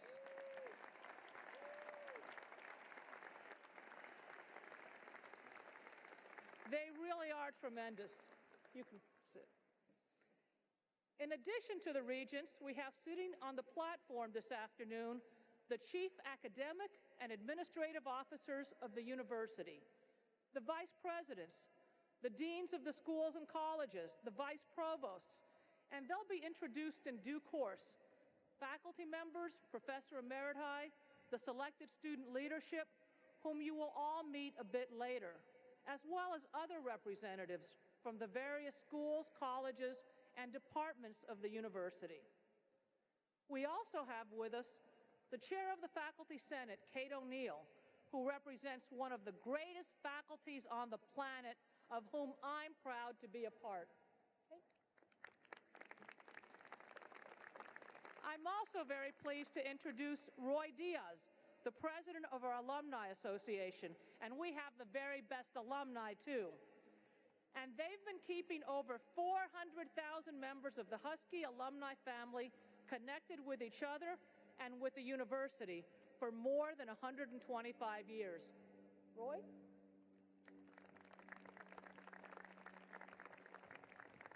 I also want to recognize the many members of the faculty who are serving today as our commencement marshals. Their names are listed on page 7 of the program. Finally, of great importance today are all the family members and all the friends of our graduates who've been so instrumental in helping each of our graduates achieve the tremendous distinction that they will be awarded today. I'd like the mothers. Come on, stand up. Now stand up, all the fathers.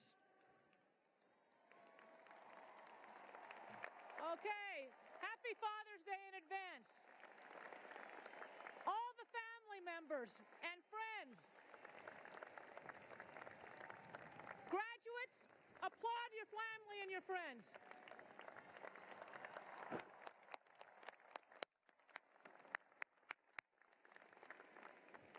They would not be here today if it weren't for all your support.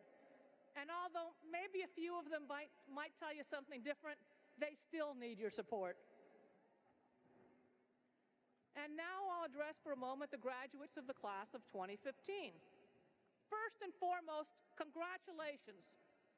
You've worked very hard for this day, and we are all very, very proud of you.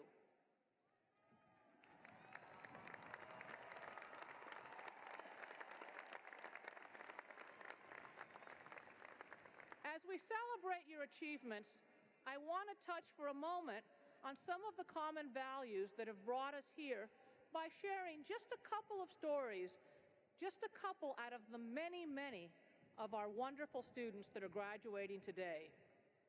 At the University of Washington, on all our 3 campuses, one of our core values is innovation.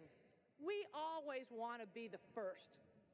In that spirit, graduating today with a bachelor's degree from the Foster School of Business is Tupole Atafoa, a first-generation. She's got a fan club out there. Okay.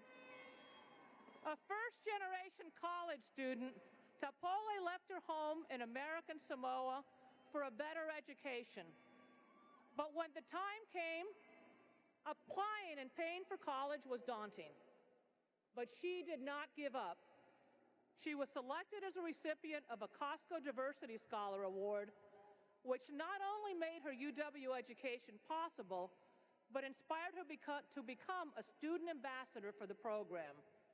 She's passionate about connecting students to the resources that make college a reality for her and sharing her experience to help others.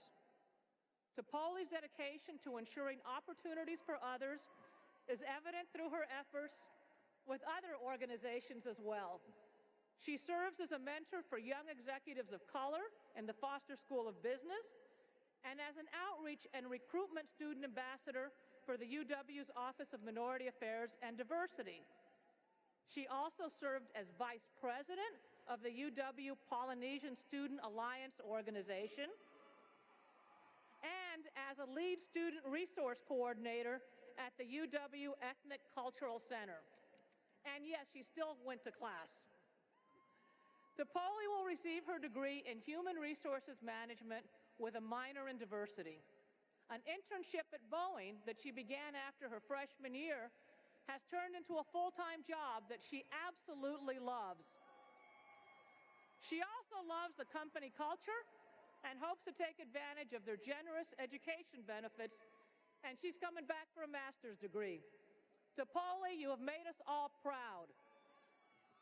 And we'll be right here when it's time for your master's.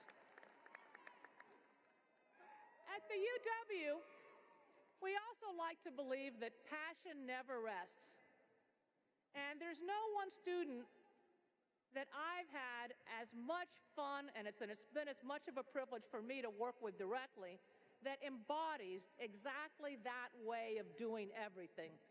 Chelsea Ayers is relentless in her dedication to everything that she does.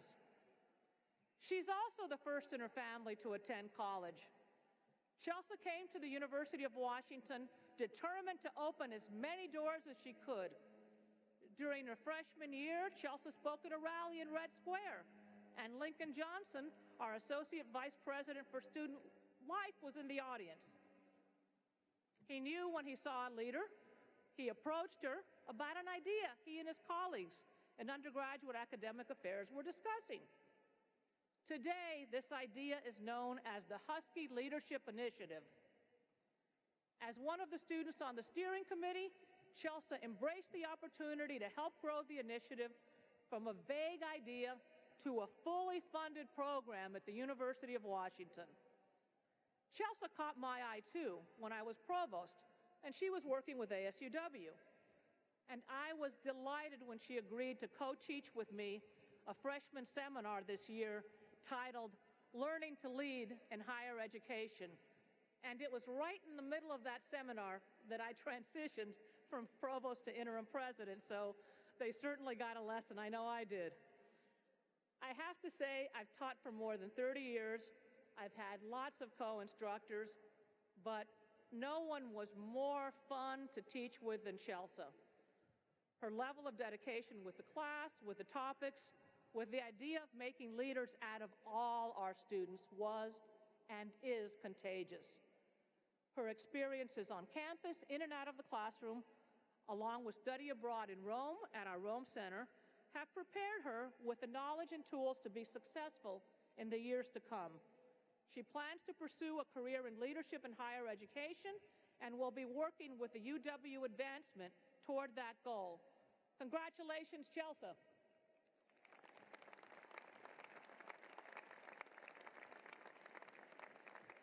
And just to make it clear that our graduate students and professional students are very special too, Let me tell you a little bit about Stephen Simpkins. He's another one of our graduates, and he's a perfect example about how we become a world of good. While Stephen always had an interest in medicine, it really wasn't until his 30s that he discovered nursing. After 20 years in the restaurant industry and a long battle with alcoholism, Simpkins became sober in 2003.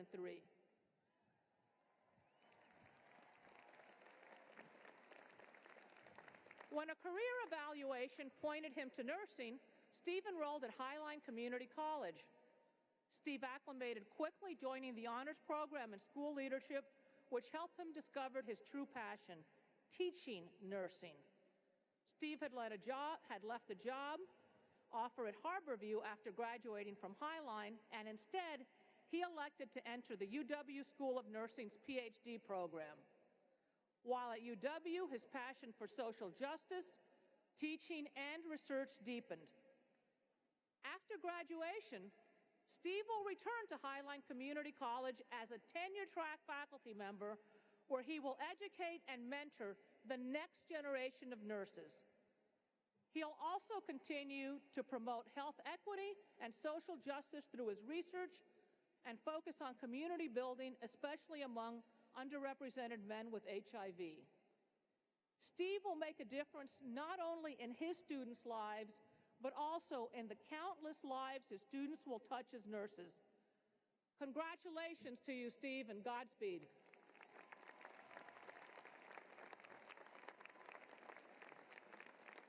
Now, these three stories, multiply them by 1,000, 2,000, 3,000, maybe by 5,000, and you begin to get a sense of our graduates. So take a moment and look around at your peers. You've all taken advantage of tremendous educational opportunities. You've achieved something few people in the entire world will ever accomplish. And yes, I can speak. You successfully completed your degrees at the University of Washington. And this gives you the opportunity, in fact, it gives you the obligation to use that great education on behalf of others, to serve, to make the world a better place. Whether you become an artist or engineer, a business executive, a teacher, a social worker, a scientist, whatever you may have studied here, you know that you, like thousands of UW graduates before you, will use your education in service of others to improve the human condition at home, across the nation, and across the globe. We are so very, very proud of you. And now we commit the future of our world into your hands. Be happy, be true to who you are, be adventurous, be kind, be boundless.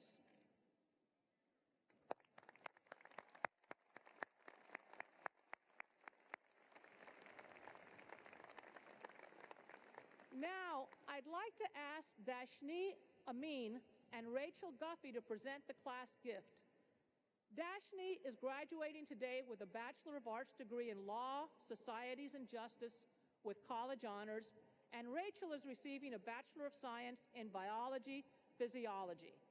Dashni and Rachel co-chaired the Senior Class Gift Council, thanks to whose leadership the senior class has made this wonderful early start in philanthropy. And here's Dashni. Thank you. Good afternoon, everyone. I had the pleasure of co-chairing the senior class gift with Rachel and a bunch of wonderful volunteers who are seniors, as well as Monica McDonald, to organize the senior class gift campaign. As we were trying to decide what it ought to be, we knew we wanted it to represent our values as a class. We knew we wanted it to enhance our university, and we knew that we wanted to leave something for future generations of Huskies. Therefore, we created the Class of 2015's Mental Wellness Support Fund as our gift to this incredible institution.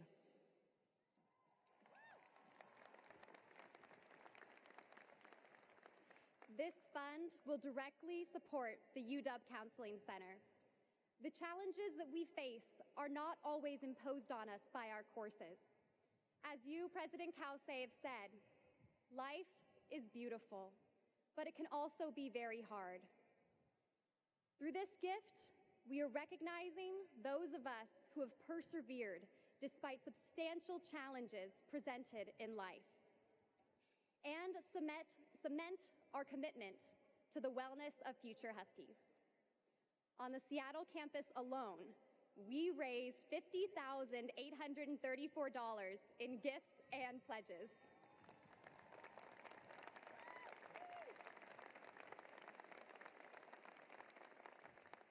And now, President Kause, we present to you the names of all the donors. Thank you very much.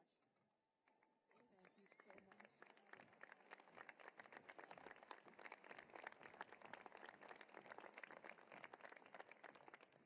Thank you so much to the entire senior class. We really appreciate this, and other students will benefit from your generosity.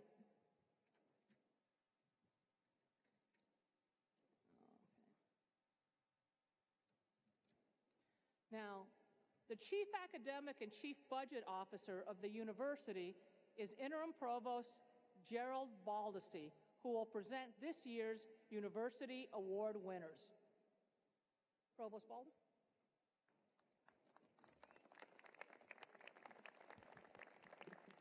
Each year, the university presents awards to honor outstanding teachers, mentors, programs, staff, and alumni. Many of this year's award winners are with us here today on the stage. You may read about these amazing people on pages 8 and 9 of your program. I'd like to draw particular attention to those who have won awards for teaching and mentoring students. 5 University of Washington professors are winners of the University of Washington's Distinguished Teaching Award for 2015. They are Jerry Franklin, Professor of Environmental and Forest Sciences, Taryn Lindhorst, Associate Professor of Social Work, Emily Pankey, Assistant Professor of Management and Organization, Lita Beard, Senior Lecturer in Marketing and International Business, and Chris Law, Senior Lecturer in Astronomy. 4 professors are recipients of the Distinguished Teaching Award for Innovation with Technology. They are Andrew Boydston, Assistant Professor of Chemistry, Stefan Stoll, Assistant Professor of Chemistry, Jasmine Bryant, Lecturer in Chemistry, and Colleen Craig, Lecturer in Chemistry. The recipient of the Marshall Landolt Distinguished Graduate Mentor Award is Daniel Schwartz, Professor of Chemical Engineering. And 2 graduate students with teaching responsibilities have won Excellence in Teaching Awards. They are Matthew Young, Teaching Assistant in Mathematics, and Kate Napolitan, a Teaching Assistant in Education. 4 other award recipients also deserve special mention. Ann Downer, Associate Professor of Global Health, is the recipient of the Distinguished Contributions to Lifelong Learning Award. Ed Lazowska, the Bill and Melinda Gates Professor from Computer Science and Engineering, has received the David Thorud Leadership Award for faculty. The Distinguished Librarian recipient is Stephen Shadle, a Serials Access Librarian, Cataloging, and Metadata Services. And Professor of Anthropology, Donald Grayson, has received this year's University Faculty Lecture Award. Susan Wilson Williams is the winner of this year's Alumni Association Distinguished Service Award. I'd like all of our award winners to stand now to be acknowledged for their extraordinary achievements and their many contributions to the University of Washington.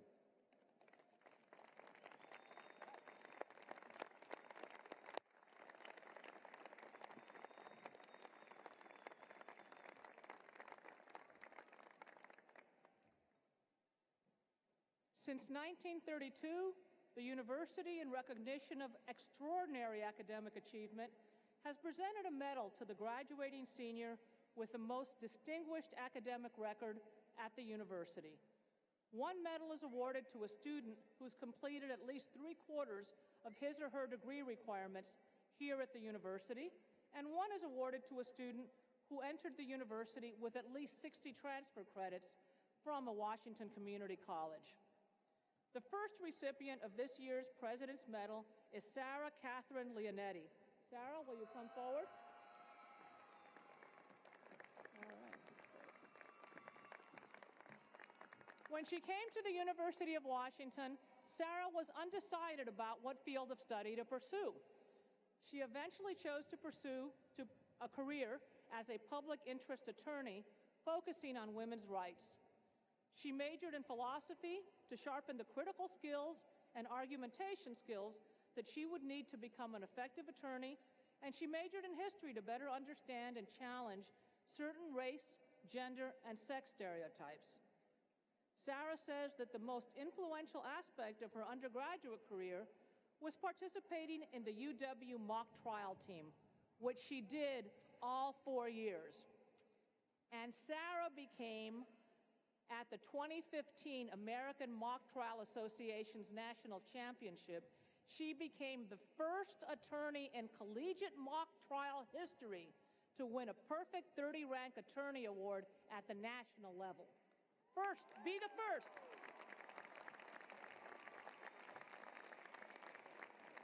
For the past academic year, she's been a mentor in the youth program at the Refugee Women's Alliance in Seattle, where she tutors the children of immigrant and refugee families. Sarah's graduating summa cum laude with a double major in history and philosophy. It's my pleasure to present you with this medal in recognition of your outstanding achievements at the university.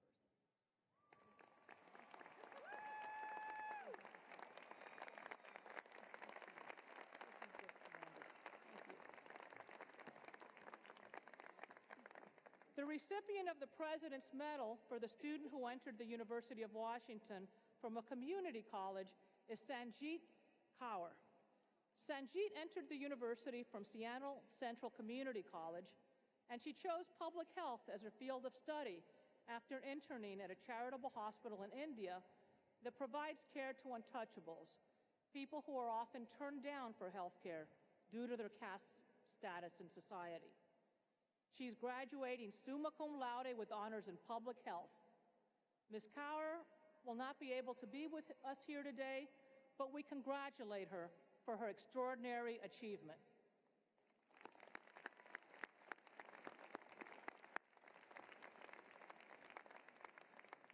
At this time, I'd also like to recognize those students who are graduating today with the university's highest baccalaureate honors: summa cum laude, magna cum laude, and cum laude.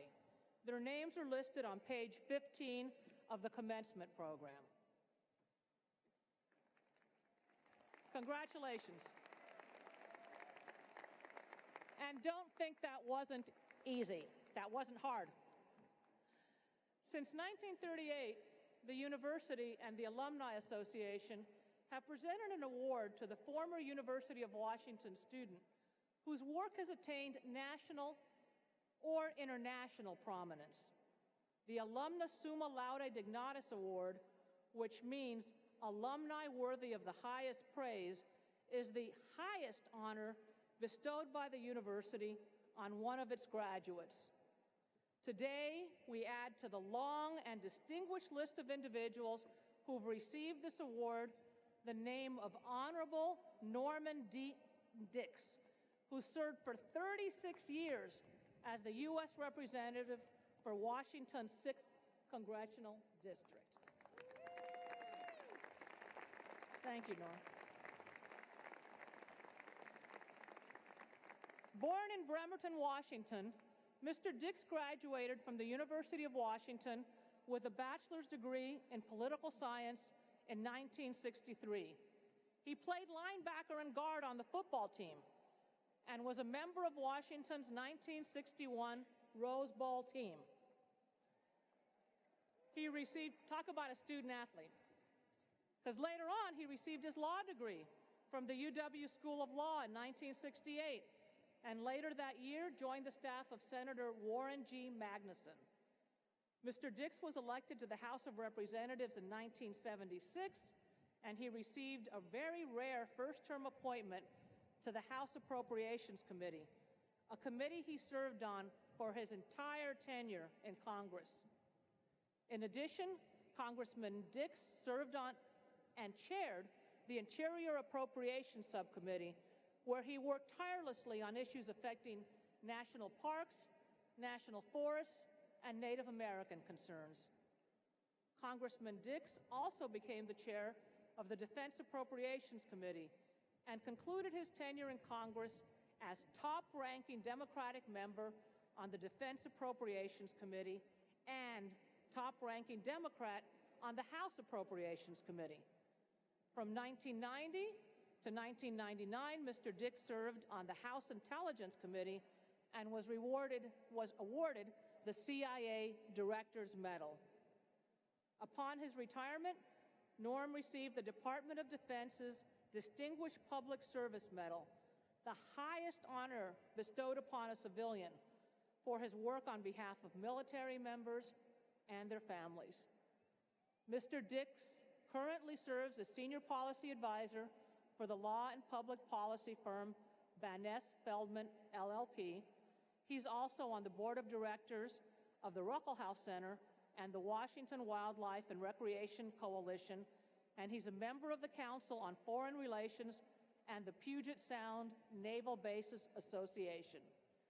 For his extraordinary career in public service and lasting contributions to the citizens of the great state of Washington, including job creation and sustaining benefits for military members and their families, for his environmental stewardship, his alma mater, with great pride and admiration, honors Norman D. Dix as its 215 Alumnus Summa Laude Dignatus.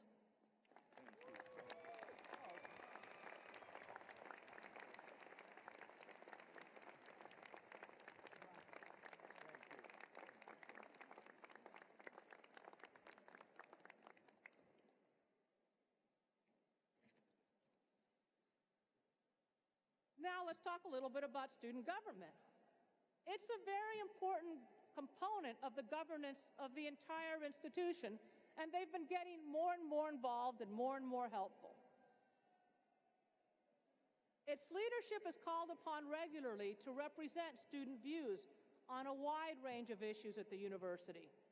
I'm pleased to introduce you now to the President of the Associated Students of the University of Washington, Christina Zhao, and President of the Graduate and Professional Student Senate, Alice Popejoy.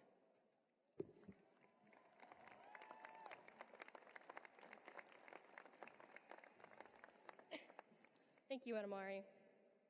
So some graduation speeches include a call to action. You know, now that we've got our diplomas and shiny cords, we can finally start to solve the long list of problems in our society. But we, as University of Washington students, have never needed a diploma to start making a difference. Our very pursuit of an education and efforts here at the UW have already changed the world for the better.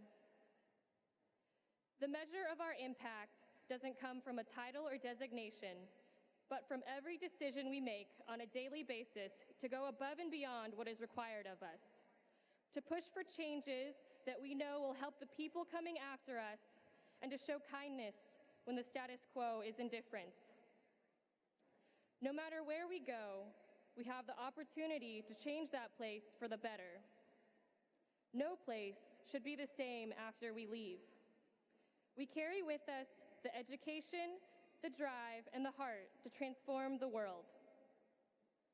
That doesn't always look like grand sweeping changes, but it starts with encouraging a friend that is down, speaking up when no one else is, or thinking about a problem from 10 different angles instead of just one. It's the small steps that add up to the big ones. Receiving this degree is so special, and while we may not have needed it to start changing things around here, it's a symbol of everything we've accomplished over the past 2, 4, 6, or more years. It's one of the moments in life that represents our ability to shape and change the world around us. So congratulations to the class of 2015. Thank you.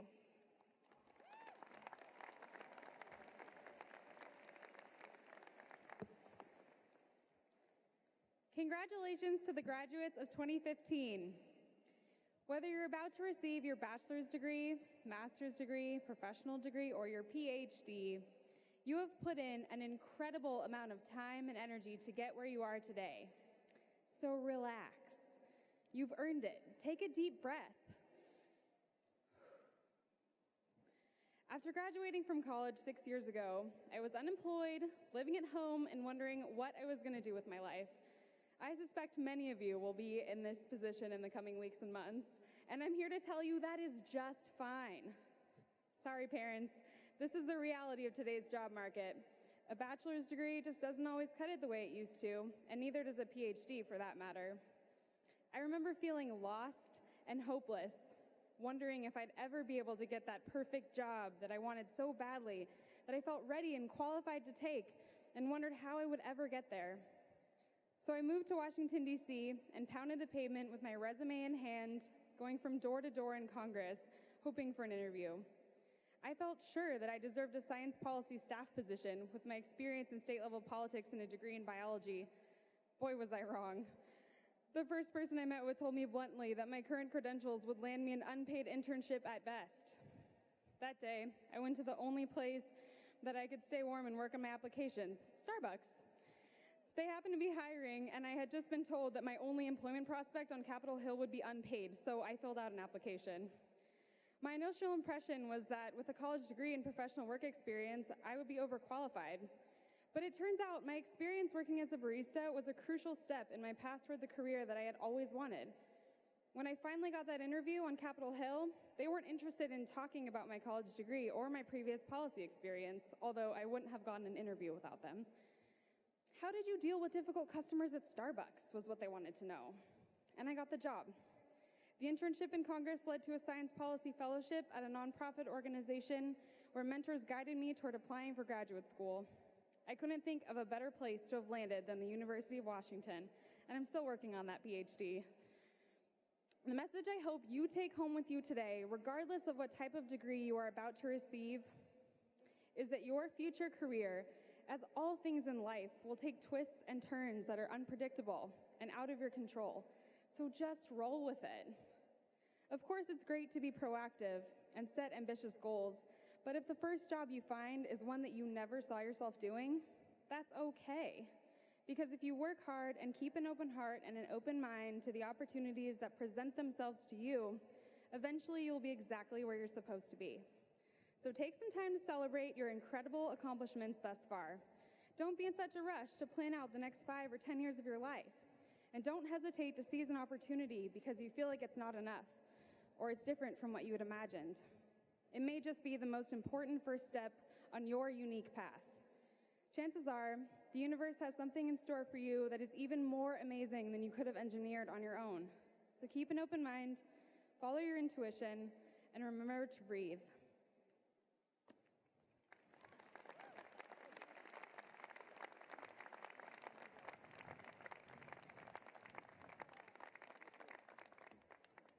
See, it's students like this, alumni, like Norm Dix.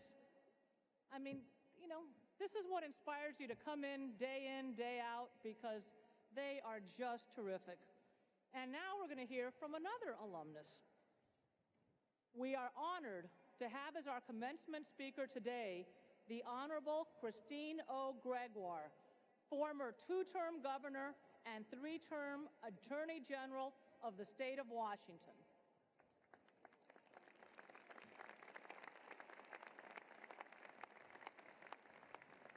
In recognition of Ms. Gregoire's extraordinary achievement spanning over 4 decades of public service, the university is today conferring upon her the honorary degree of Doctor of Laws.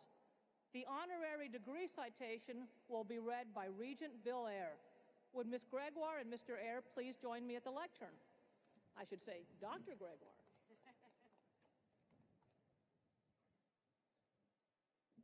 Christine O. Gregoire, for over 4 decades, including 2 terms as governor and 3 terms as Attorney General, you served the people of the state of Washington with a unique blend of pragmatism and compassion. You led with remarkable foresight, energy, and clarity of purpose, and brought a practical wisdom to the often inscrutable political workings of governance. As the daughter of a working mother and a mother yourself, you understood that the body politic is a family, and families, despite their differences, communicate and come together around shared goals. It was foretelling that you graduated from this university with a teaching certificate and a bachelor's degree in speech and sociology. From an early age, you wanted to help others, and as governor, you were able, time and again, to bring disparate interests together to find a just and often visionary path towards the common goal. The children of the state of Washington were never far from your watchful eye. You protected them as an assistant attorney general and worked tirelessly as attorney general and then as governor to ensure for them the safe and promising future that is their rightful inheritance. You did not rest until every child in the state had health care. You guided a remarkable renovation of our state's educational system, formed the Department of Early Learning to help young people succeed in school and life, and made higher education more accessible and affordable to all. You have been a tenacious guardian of the natural treasures that are the priceless heritage of all who live in the Northwest. Your prescient advocacy has given us a cleaner water and air, more renewable energy, a recovering Puget Sound, the cleanup of nuclear waste at Hanford, the preservation of salmon and shellfish habitats, and countless other benefits. In characteristic win-win fashion, you restored the health of our environment while vitalizing our economy in equal measure. All of this you did while reforming government to make it leaner and more efficient in the face of enormous budgetary challenges and managing the financial stability of our state with extraordinary skill during a deep and prolonged recession. For your courage and sense of fairness, for confronting and resolving the complex issues of our time, for your principled leadership and dedicated service to the citizens of this state and our nation, and for ensuring a brighter future for generations to come, the University of Washington is proud to confer upon you the degree of Doctor of Laws, honoris causa. Congratulations. Let's get the hood for you here.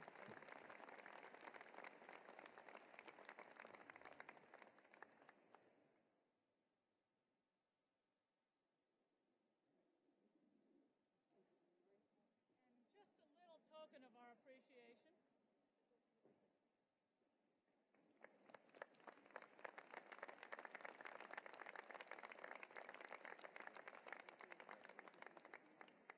Congratulations, Dr. Gregoire.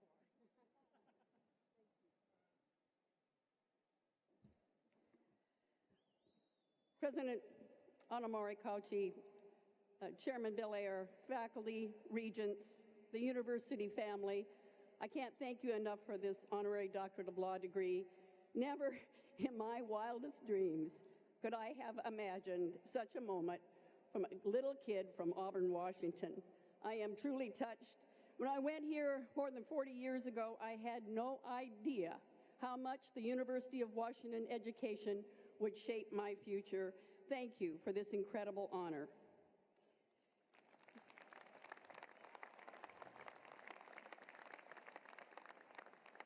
And for a politician, I'm used to being called a lot of things, but up to now, doctorate hasn't been one of them.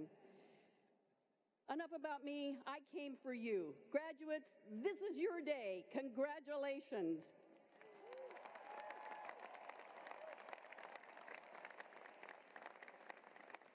It's the day you start the next chapter of your lives, and believe me, it will be a journey.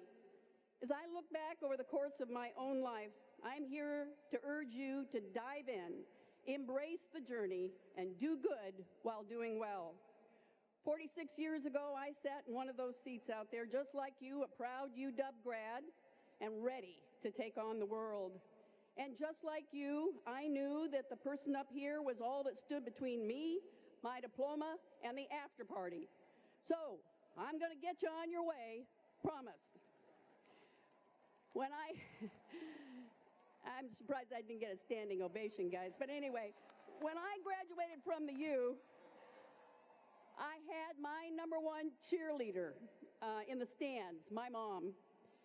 She was the one I had to thank for my education. A single mom, she raised me on her salary working as a short order cook. She had no college education. In fact, embarrassed as she was, she never graduated from high school because she was called to work when the outbreak of World War II happened and she needed to support her family. She was a hard worker, a smart woman, a dedicated mom. She was my champion. And like some of you today, I was the first in my family to go to college, and for that I thank my mom. She was determined to see me walk across this stage, and she made sure it happened. So to all of you out there who have championed that same opportunity, who have supported this class of 2015, thank you to the parents, the grandparents, the husbands, the wives, the partners, the children, the brothers and the sisters, the aunts and the uncles, to the friends, to the entire UW family, 50,000 of you. Thank you for all that you have done.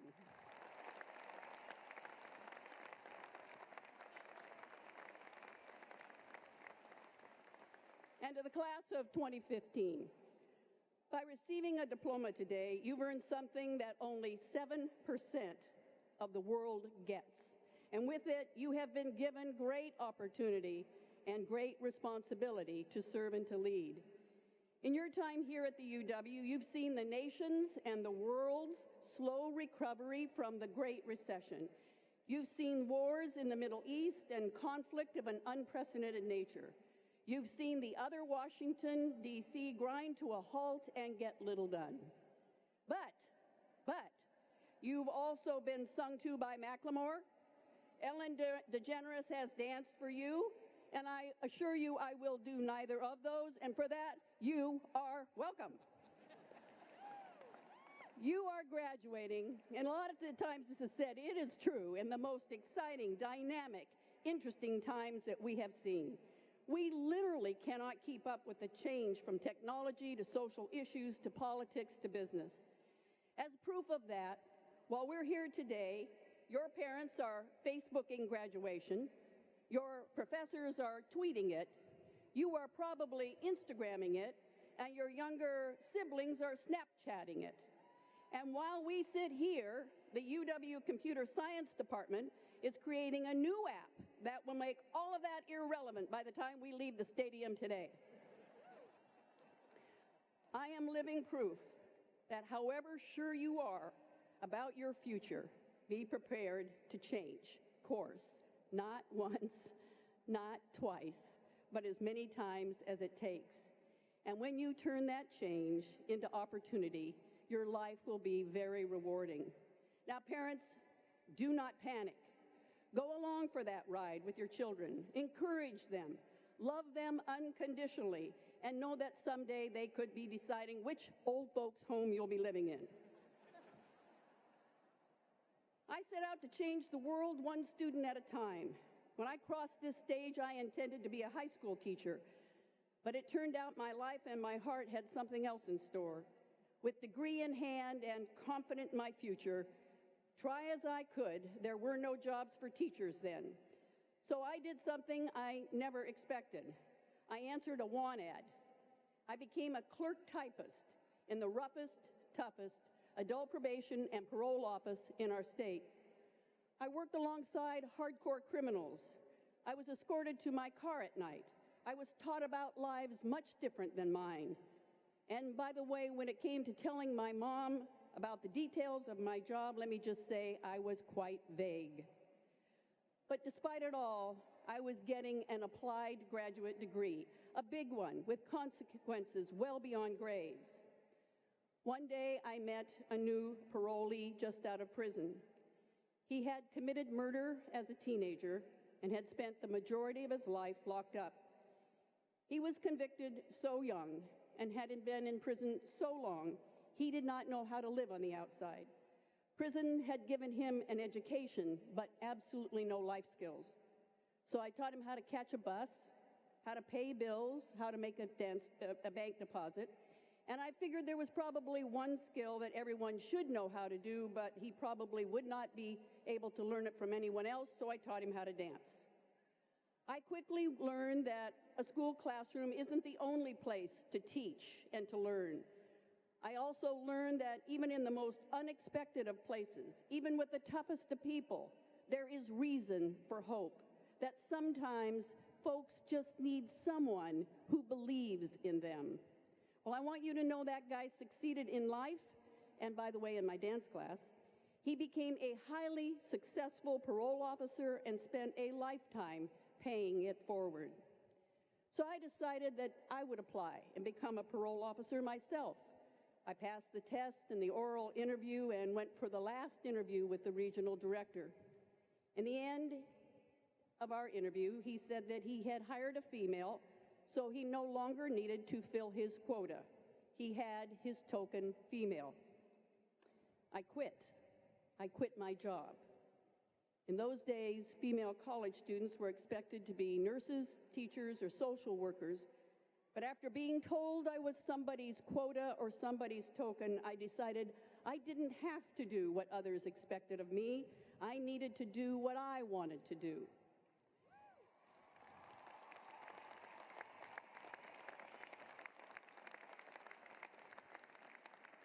So I set out to find another way to change the world. So off I went to law school, one of 12 females in a class of over 300. Now, as I look back on all of that, I have no regrets. Just thanks for some lessons learned early on in life that would stay with me for the rest of my life. One big lesson that if you get knocked down, dust off, get back up, and go right back after what you want.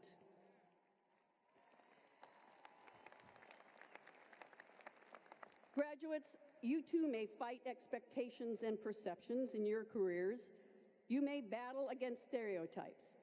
But I would suggest you work hard at whatever you do, and you should look at when a door opens, decide whether you want to walk through that door, and at times pry the door open and go after what you want. I can tell you that every time I made a decision with my head and my heart, it was the right one for me. Well, in law school, I was told that nobody would be represented by a woman lawyer. I want you to know I ran for Attorney General and represented all of the people of the great state of Washington.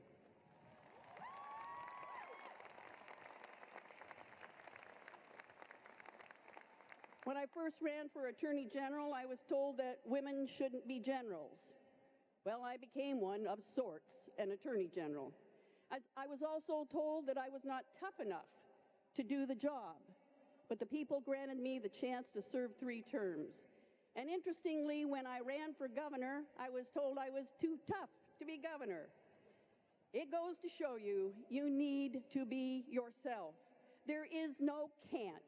There is no shouldn't. I encourage you to listen to yourself, decide who you are and what you want out of life, and go for it.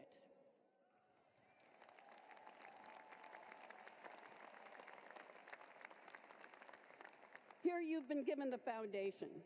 The UW is here to give you a world view. In fact, it's ranked as one of the best global universities in the world. Here you've learned to value diverse opinions and thinking. You've learned to disagree without being disagreeable. In fact, you could take all that back and help Washington, D.C. out on that front. It was here that you learned to ask questions and to find answers, to stand up for what you believed in and be bold about it. The world needs the next generation of leaders who will go on and do good. Now, I grew up in the 60s when civil and racial unrest was at a boiling point. Sadly, I thought those days were behind us. But today, as our nation deals with Baltimore, Ferguson, and more, as we tackle the issues of race, I still believe that it is clear that it is you who will have to heal our divides. Your generation, more than any other, doesn't just value diverse voices and perspectives, you demand them.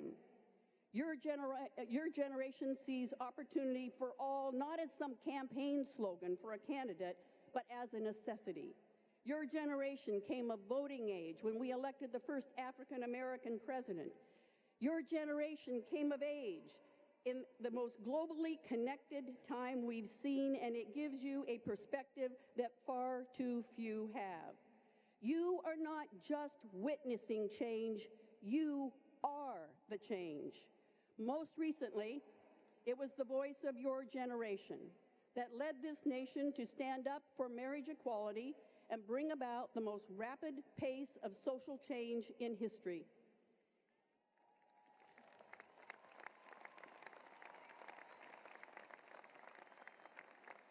As governor early on, when asked about marriage equality, I found myself on another of life's journeys, influenced early on by my church, by politics, and by the courts.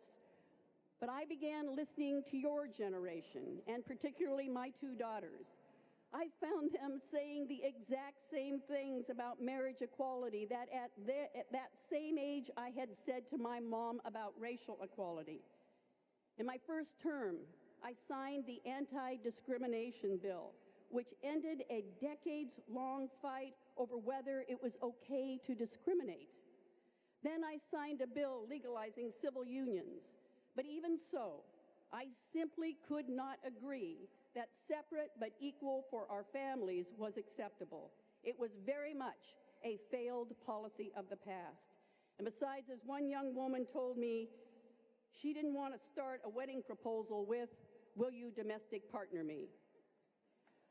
While the church was free to have its beliefs, I knew that the state could not be in the business of discrimination. And I simply could not agree with our state Supreme Court. I believed it was a decision to be left to the legislature and the people of our state. So I went out and I shared my journey with the people of this state in the hope that they would travel their own journey and listen to your generation. I will tell you that some of my proudest days as governor were introducing, passing, and signing the marriage equality bill into law in this state. The day I signed it, thousands of people lined up, circling the Capitol Rotunda, young and old, gay and straight, all races, all faiths. That's what you have been able to accomplish already.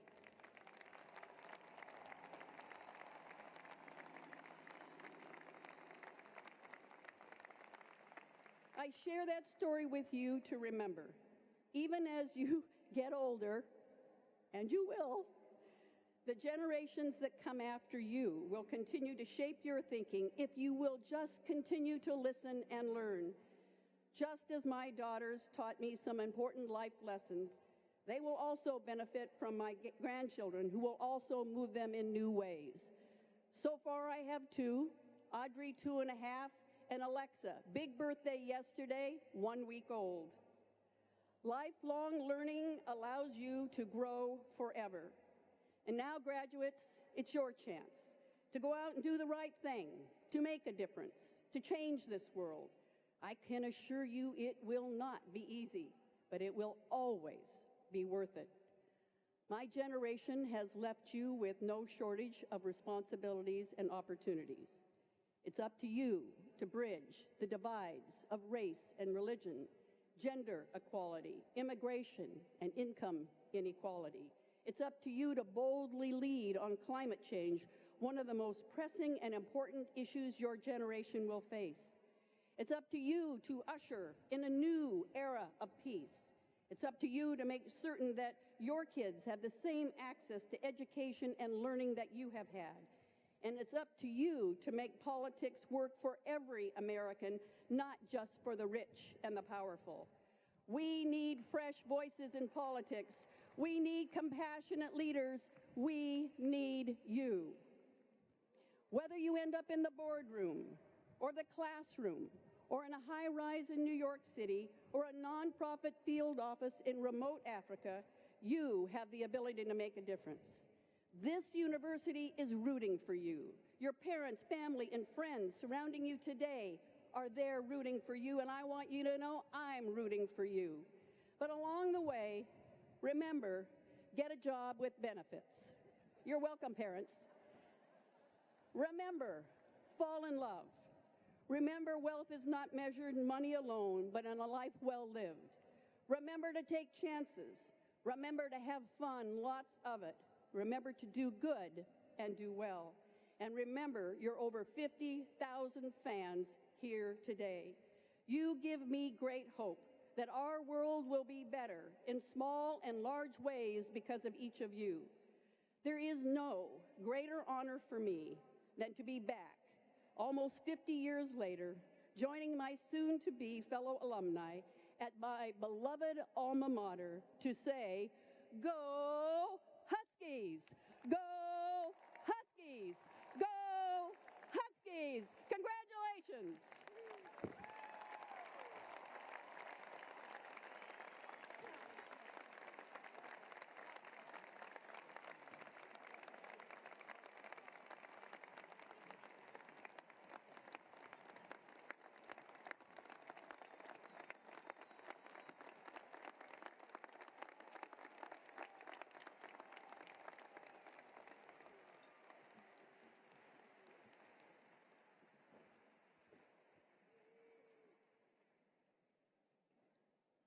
Ladies and gentlemen, we are now ready to present the various degrees to all candidates. Degrees will be conferred by the Chair of the Board of Regents, Bill Iyer. The audience is requested to remain in their seats until the conclusion of today's ceremony. Candidates for doctoral degrees will be presented by the several deans. For the School of Medicine, Associate Dean Erica A. Goldstein. Madam President, it is an honor to recommend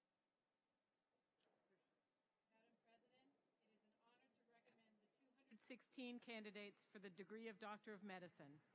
Many of these graduates have proceeded to graduate training positions throughout the country.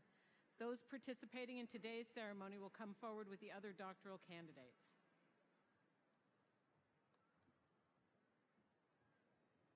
Dean Joel Berg, School of Dentistry. Madam President, it is my pleasure to present the candidates for Doctor of Dental Surgery. These candidates were honored previously in separate ceremonies. The present candidates will please come forward with the other doctoral candidates.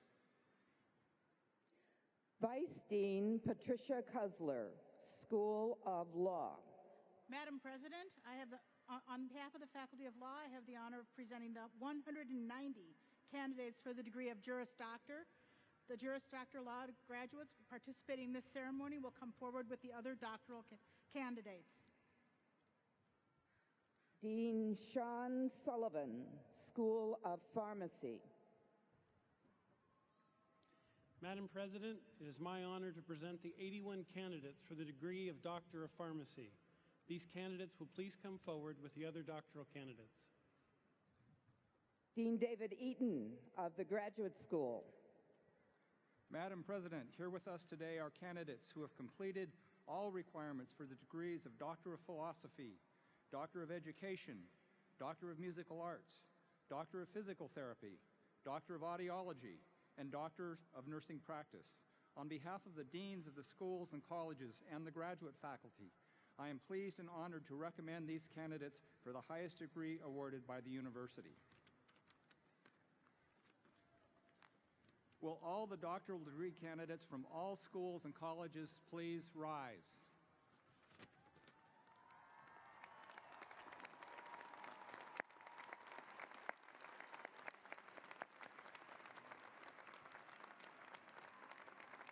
Regent Eyre, it is my distinct honor to present to you all the doctoral candidates from all the schools represented.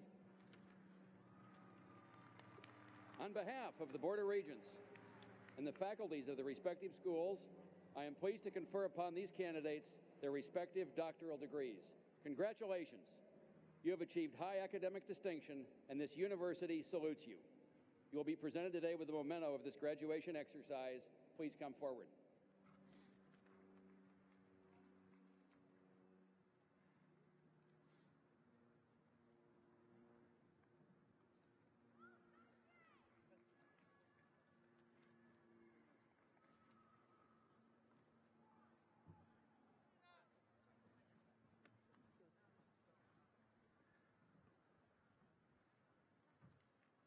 Thomas Richard Bell, Germanics. Kimberly Michelle Jones, Nursing Practice. Susan Hodges, Curriculum and Instruction. Robert James Michael Lee, Juris Doctor. Sujin Lee, Economics. Megan Tasher, Physical Therapy. Sorat Han, Economics.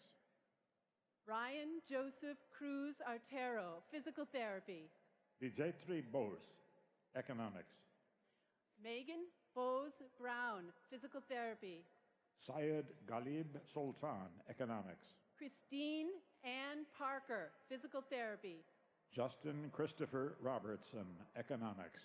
Alyssa Christine Manico, Physical Therapy. Chien Hao Fu, Economics. Keith P. Schlecht, Physical Therapy. Jeremiah D. Selvey, Musical Arts, Choral Conducting. Matthew Zachary Zappel, Physical Therapy. Wendy K. Moy, Musical Arts, Choral Conducting. Christina C. Murdoch, Physical Therapy. Anna F. Edwards, Musical Arts, Instrumental Conducting. Samuel Parkman Denny, Physical Therapy. Laura J. Gion, Musical Arts, Piano. Summer Arden Kreisman, Physical Therapy.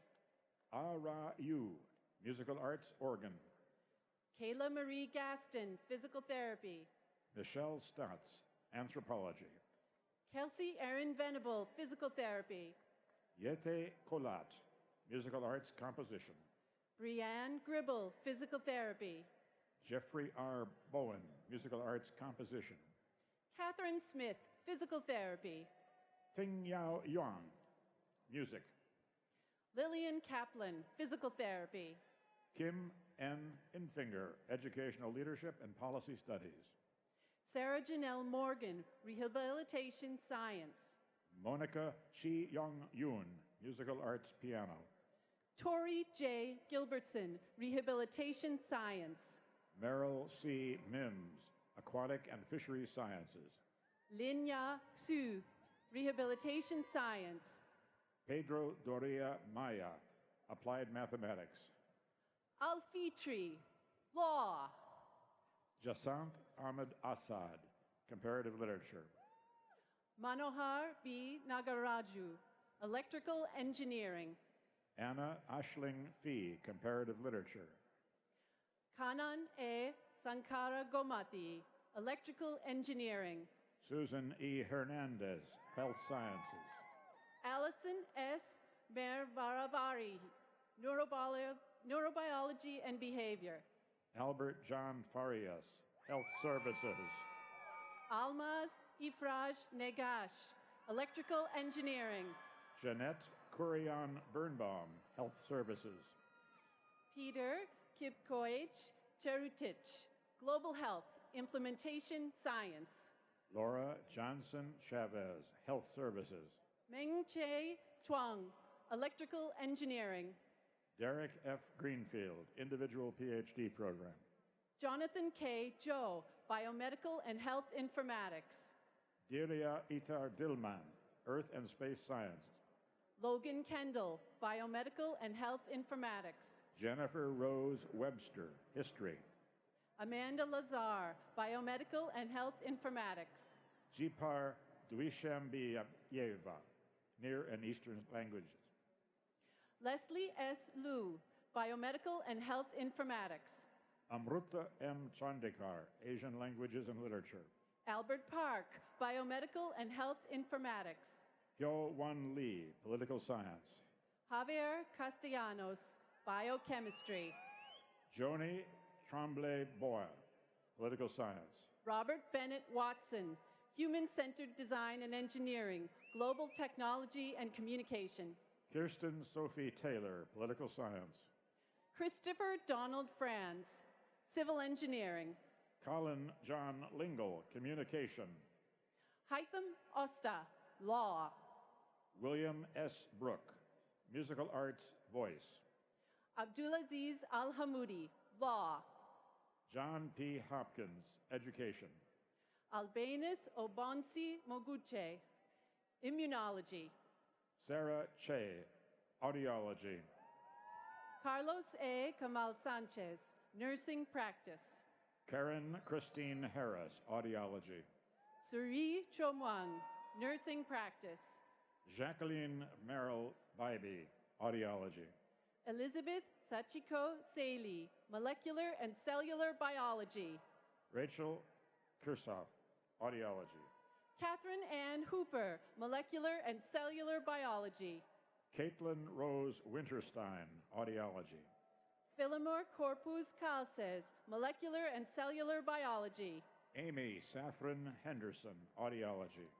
Stephanie Masako Suzuki, Molecular and Cellular Biology. Meiwa Kim, Audiology. Kubing Gu, Mechanical Engineering. Sarah R. Levy, Audiology. Yejin Wang, Chemical Engineering. Jessica Elizabeth King, Audiology. Ann K. Nowinski, Chemical Engineering. Tina Chan, Audiology. Julie A. Floyd, Chemical Engineering. Samantha Sobo Coppa, Audiology. Yuan Gao, Civil Engineering.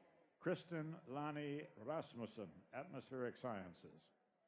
Jung Li, Material Science and Engineering. Nicole Lim Wigder, Atmospheric Sciences. Yan Han, Biochemistry. Martin Rofail, Medicine. Hayden B. Roeder, Material Science and Engineering and Nanotechnology. Ryan L. Burns, Geography.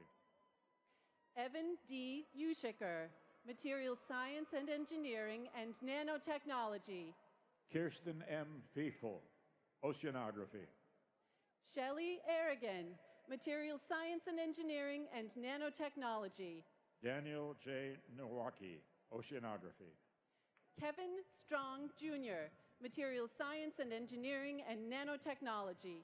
Inbal Boger Megvido, Epidemiology. Donna S. Dio, Nursing Practice. Unjong Young, Musical Arts Organ Performance. Tzitziki Lemus Vergara, Genome Sciences. Milena E. Llanos, Psychology. Javier Pereira, Economics. Sheldon A. Yazi, Environmental and Occupational Hygiene. Siripan Manoshiwa, Microbiology. Travis J. Cook, Environmental Toxicology. Manisa Viravigram, Civil Engineering. Jamie Kelly, Music Education. Jamie Tokpe Oluwafame, Electrical Engineering. Joya von Disterlo, Educational Leadership and Policy Studies.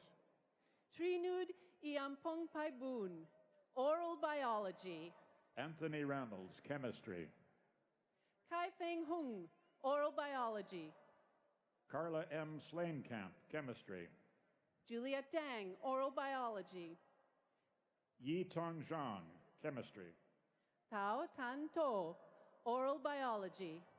Chelsea Hess Haupt, Chemistry. Kevansh Mushlu, Computer Science and Engineering. Megan L. Duda, Chemistry. Jingfeng Zhang, Nursing.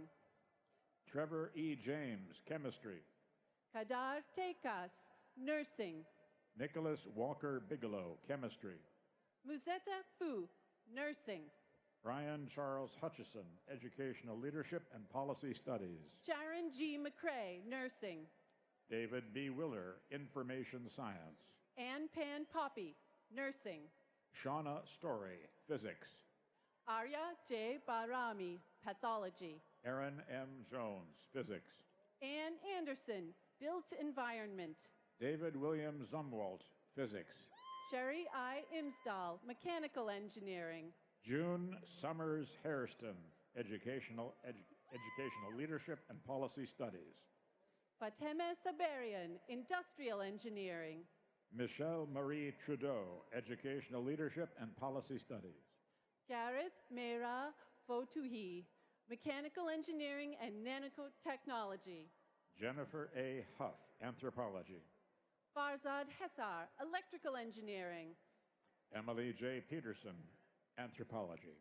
Yue Young, Electrical Engineering. Andrew J. Angel, Musical Arts Percussion. Xiao Huang, Electrical Engineering. Wei Zhou, English. Wenmo Chang, Electrical Engineering. Jennifer Erdum Zinchuk, English. Tianho Yao, Electrical Engineering. Rachna Kumar, Biology. Yuanjue Chen, Electrical Engineering. Sophia Yeji Yun, Pharmacy. Edward Lowe, Bioengineering. Mina Yakub, Pharmacy. Naveed Farr, Bioengineering. Kelly Ann Burke, Pharmacy. Reiju Huang, Urban Design and Planning. Stephanie Nguyen, Pharmacy. Shuang Zhong, Oceanography. Stephanie Darrell Tong, Pharmacy. Cole Rose Brower, Nursing Practice.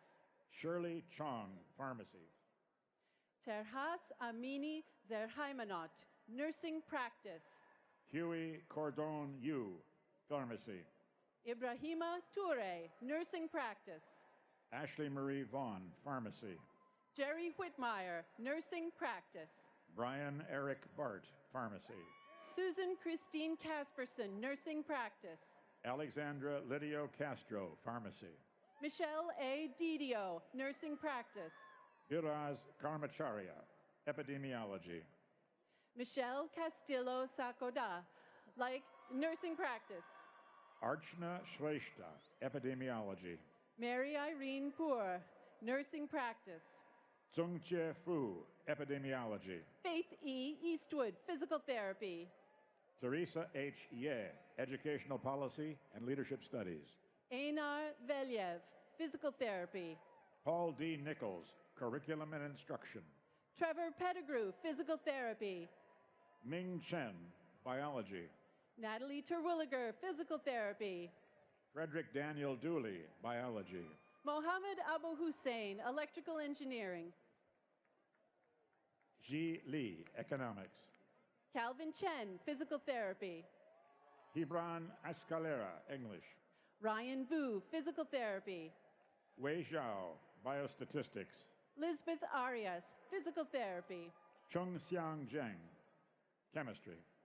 Dominic A. Felice, Bioengineering. Kay Lee, Statistics. Sang Hyuk Yu, Bioengineering and Nanotechnology. Christopher E. Johnson, History.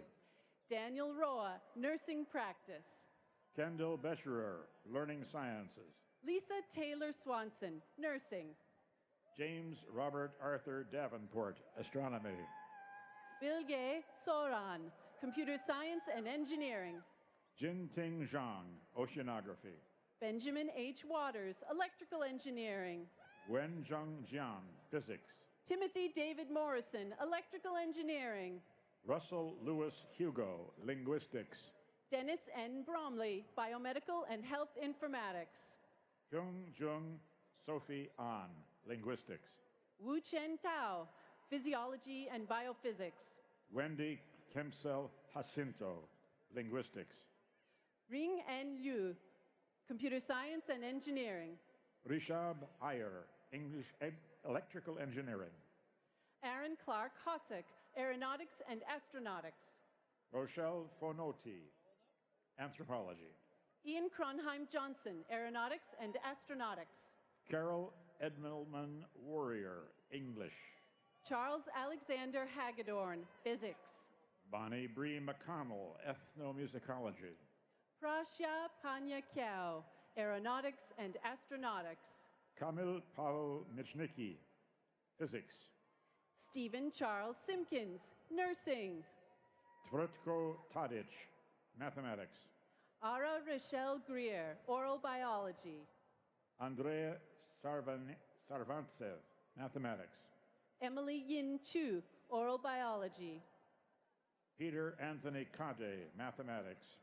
Jia Xu, Computer Science and Engineering.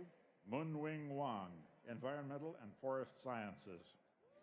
Jane Ching Ching, Electrical Engineering. Wilawan Tanatemanirat, Geography. Kongle Zhong, Computer Science and Engineering. Jitpisha Jaranyapun, Curriculum and Instruction. Xiao Wang, Computer Science and Engineering. Rukmini D. Becerra, Curriculum and Instruction. Natsuko Wood, Nursing Science. Tao Wang, Curriculum and Instruction. Neya Kulkarni, Mechanical Engineering. Pei Chi Liao, Curriculum and Instruction. Christine Wu, Dental Surgery. Yuan Ling Liao, Measurement and Statistics. Ji Yoon Kim, Dental Surgery. Bab Adiputra Salim, Biostatistics. Nicholas Pleasance, Juris Doctor. Kevin Tyler Shotwell, Juris Doctor. Micah Ken Bateman Eno, Juris Doctor. Rodrigo Morales Vera, Environmental and Forest Sciences. Derek Anthony De Vera, Juris Doctor. Claire Marie Shirley, Nursing Practice. Tamara Bonacci, Electrical Engineering. Jerome F. Santos, Nursing Practice. Thank you. Yeah, I'm going to go there.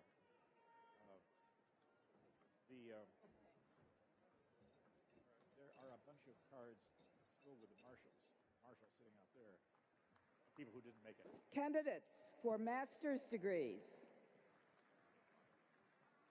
will be presented by Dean Sandra Archibald of the Daniel J. Evans School of Public Affairs and Dean Eaton of the Graduate School. Candidates for master's degrees in the Daniel J. Evans School of Public Affairs will please rise. Madam President, I am honored to present these candidates for their respective master's degrees. Candidates will please remain standing. Candidates for the various master's degrees for all schools and colleges will please rise. Madam President, on behalf of the deans of the schools and colleges and the graduate faculty, I am honored to present these candidates to receive their respective master's degrees. Thank you, and it is my distinct honor and pleasure to present to you, Regent Eyre, all the students that will be receiving their master's degrees today. On behalf of the Board of Regents and the graduate faculty, I am pleased to confer upon each of you your master's degree. Congratulations. You will be presented today with a memento of this graduation exercise. Please come forward.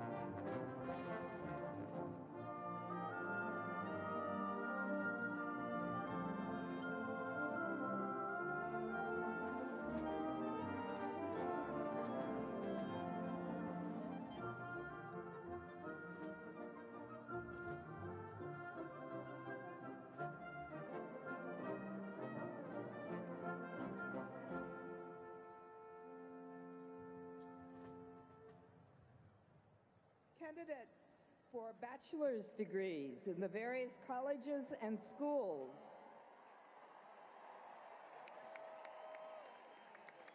of the university will be presented by the several deans. The candidates who have been accepted by the general faculty of the university for their respective degrees are listed in the commencement program.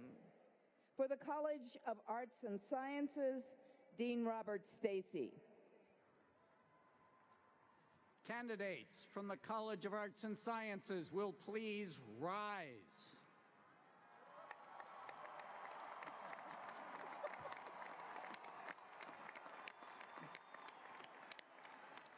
Madam President, it is my honor to present these candidates for the degrees of Bachelor of Arts, Bachelor of Fine Arts, Bachelor of Design, Bachelor of Music, and Bachelor of Science, and to recommend that they be awarded their respective degrees. Candidates will please be seated. Interim Dean Deborah McCutcheon, College of Education. Candidates from the College of Education will please rise. Madam President, I'm proud to present these candidates for the degree of Bachelor of Arts in Early Childhood and Family Studies and recommend that their degrees be awarded. Candidates will please be seated. Dean Michael Bragg, College of Engineering. Will the candidates from the College of Engineering please rise?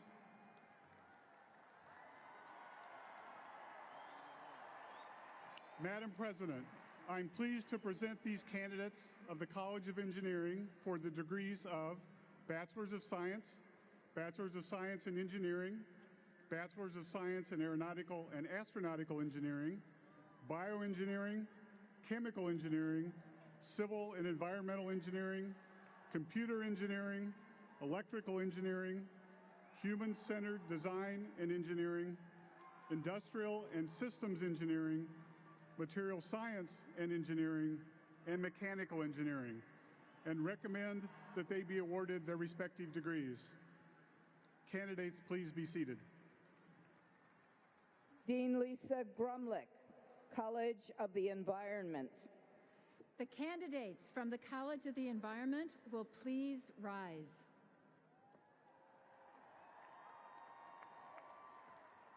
Madam President, it is my pleasure and honor to present these candidates of the College of the Environment for the degrees of Bachelor of Arts, Bachelor of Science, Bachelor of Science in Forest Resources, and Bachelor of Science in Aquatic and Fisheries Sciences, and to recommend that they be awarded their respective degrees. Candidates will please be seated.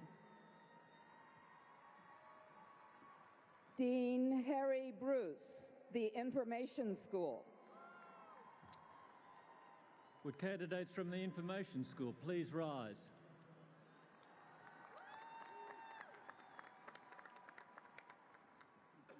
Madam President, it gives me great pleasure to present the candidates of the Information School for the degree of Bachelor of Science in Informatics and to recommend that they be awarded their bachelor's degrees. Candidates will please be seated. Dean James Giambalvo, Michael G. Foster School of Business. Will the candidates from the Michael G. Foster School of Business please rise? Madam President, it is with great pleasure that I present these candidates for bachelor's degrees in the Foster School and recommend that they be awarded their degrees. Candidates, please be seated. Dean Azita Emami, School of Nursing. Candidates from the degrees from the top-ranked School of Nursing in the nation, please rise. Madam President, It's my pleasure and honor to present these candidates for the degree of Bachelor of Science in Nursing and recommend that they be awarded their bachelor's degree. Candidates will please be seated. Associate Dean Erica A. Goldstein, School of Medicine. Will the bachelor's candidates from the School of Medicine please rise? Madam President, it is a privilege to present these bachelor's candidates from the School of Medicine in the specialized fields of medical technology, prosthetics and orthotics, and physician's assistants, and to recommend that they be awarded their respective bachelor's degrees. Candidates will please be seated. Dean John Schaffelberger, College of Built Environments. Will the candidates from the College of Built Environments please rise? Madam President, I have the honor to present these candidates for their bachelor's degrees in architecture, urban planning, landscape architecture, construction management, and community environmental planning, and recommend that they be awarded their respective bachelor's degrees. Will the candidates please be seated? Dean Edwina Uehara, School of Social Work. Woohoo! Distinguished candidates from the School of Social Work, please rise. Woo! Madam President, on behalf of the social work faculty, it is my great privilege and joy to present these candidates for their bachelor's degrees in social welfare and to recommend that they be awarded their respective bachelor's degrees. Candidates, you are awesome. Please be seated. Dean Howard Frumkin, School of Public Health. The candidates from the School of Public Health will please rise. Madam President, it is with much pleasure and shared pride that I present these candidates for bachelor's degrees in the School of Public Health and recommend that they be awarded their respective degrees. Candidates will please be seated.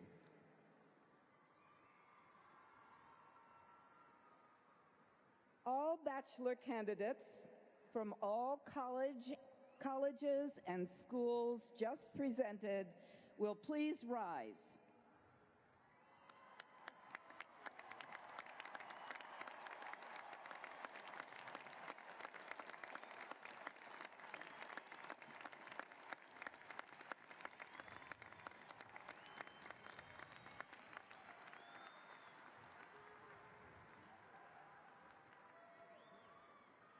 Following Regent Ayer's citation awarding the various bachelor's degrees, all candidates will be seated immediately, and under direction of the faculty marshals will await their turn to come forward one row at a time. Just so you can see how beautiful you look from up here. The future is so bright, you have to wear shades. It is my distinct pleasure, Regent Eyre, to present you all our bachelor's degree recipients distinguished from the many colleges.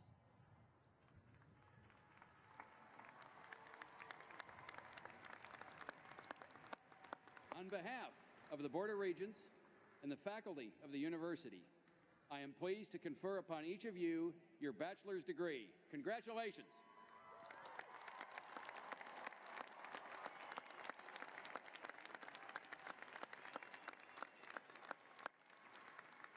You'll be presented today with the memento of this graduation exercise, and please come forward as directed by the marshals.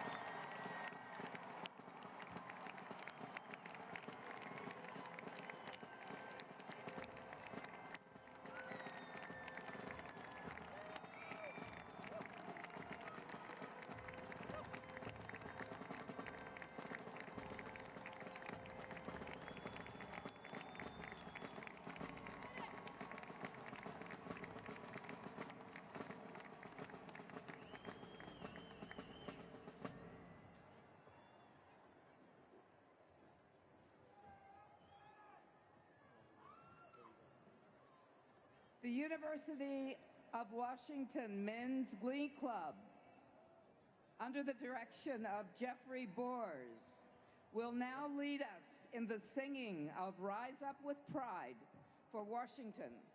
The words to the song are printed on the inside of the back cover of the commencement program. The audience will please rise. Quickly, get up here.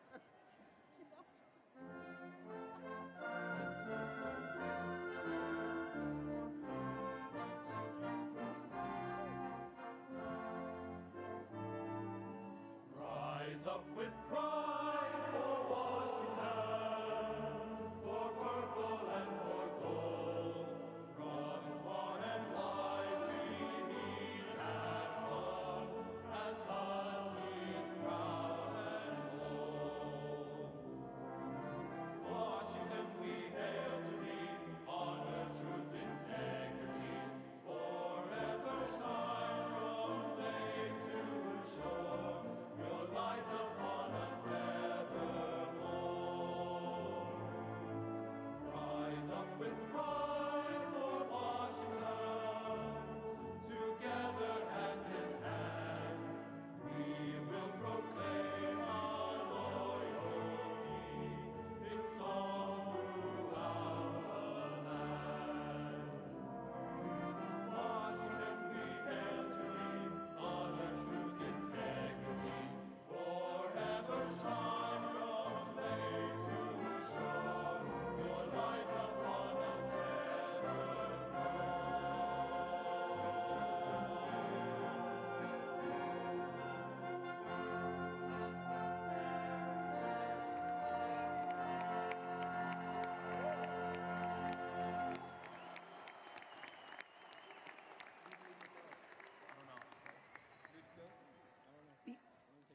The audience and members of the graduating class are requested to remain at their seats until the recessional of the faculty is concluded. Once the stage party has left the stadium, graduates may exit the field via the stairs at the west end of the stadium or to the east as you entered. Please remain at your seats until the recessional is over.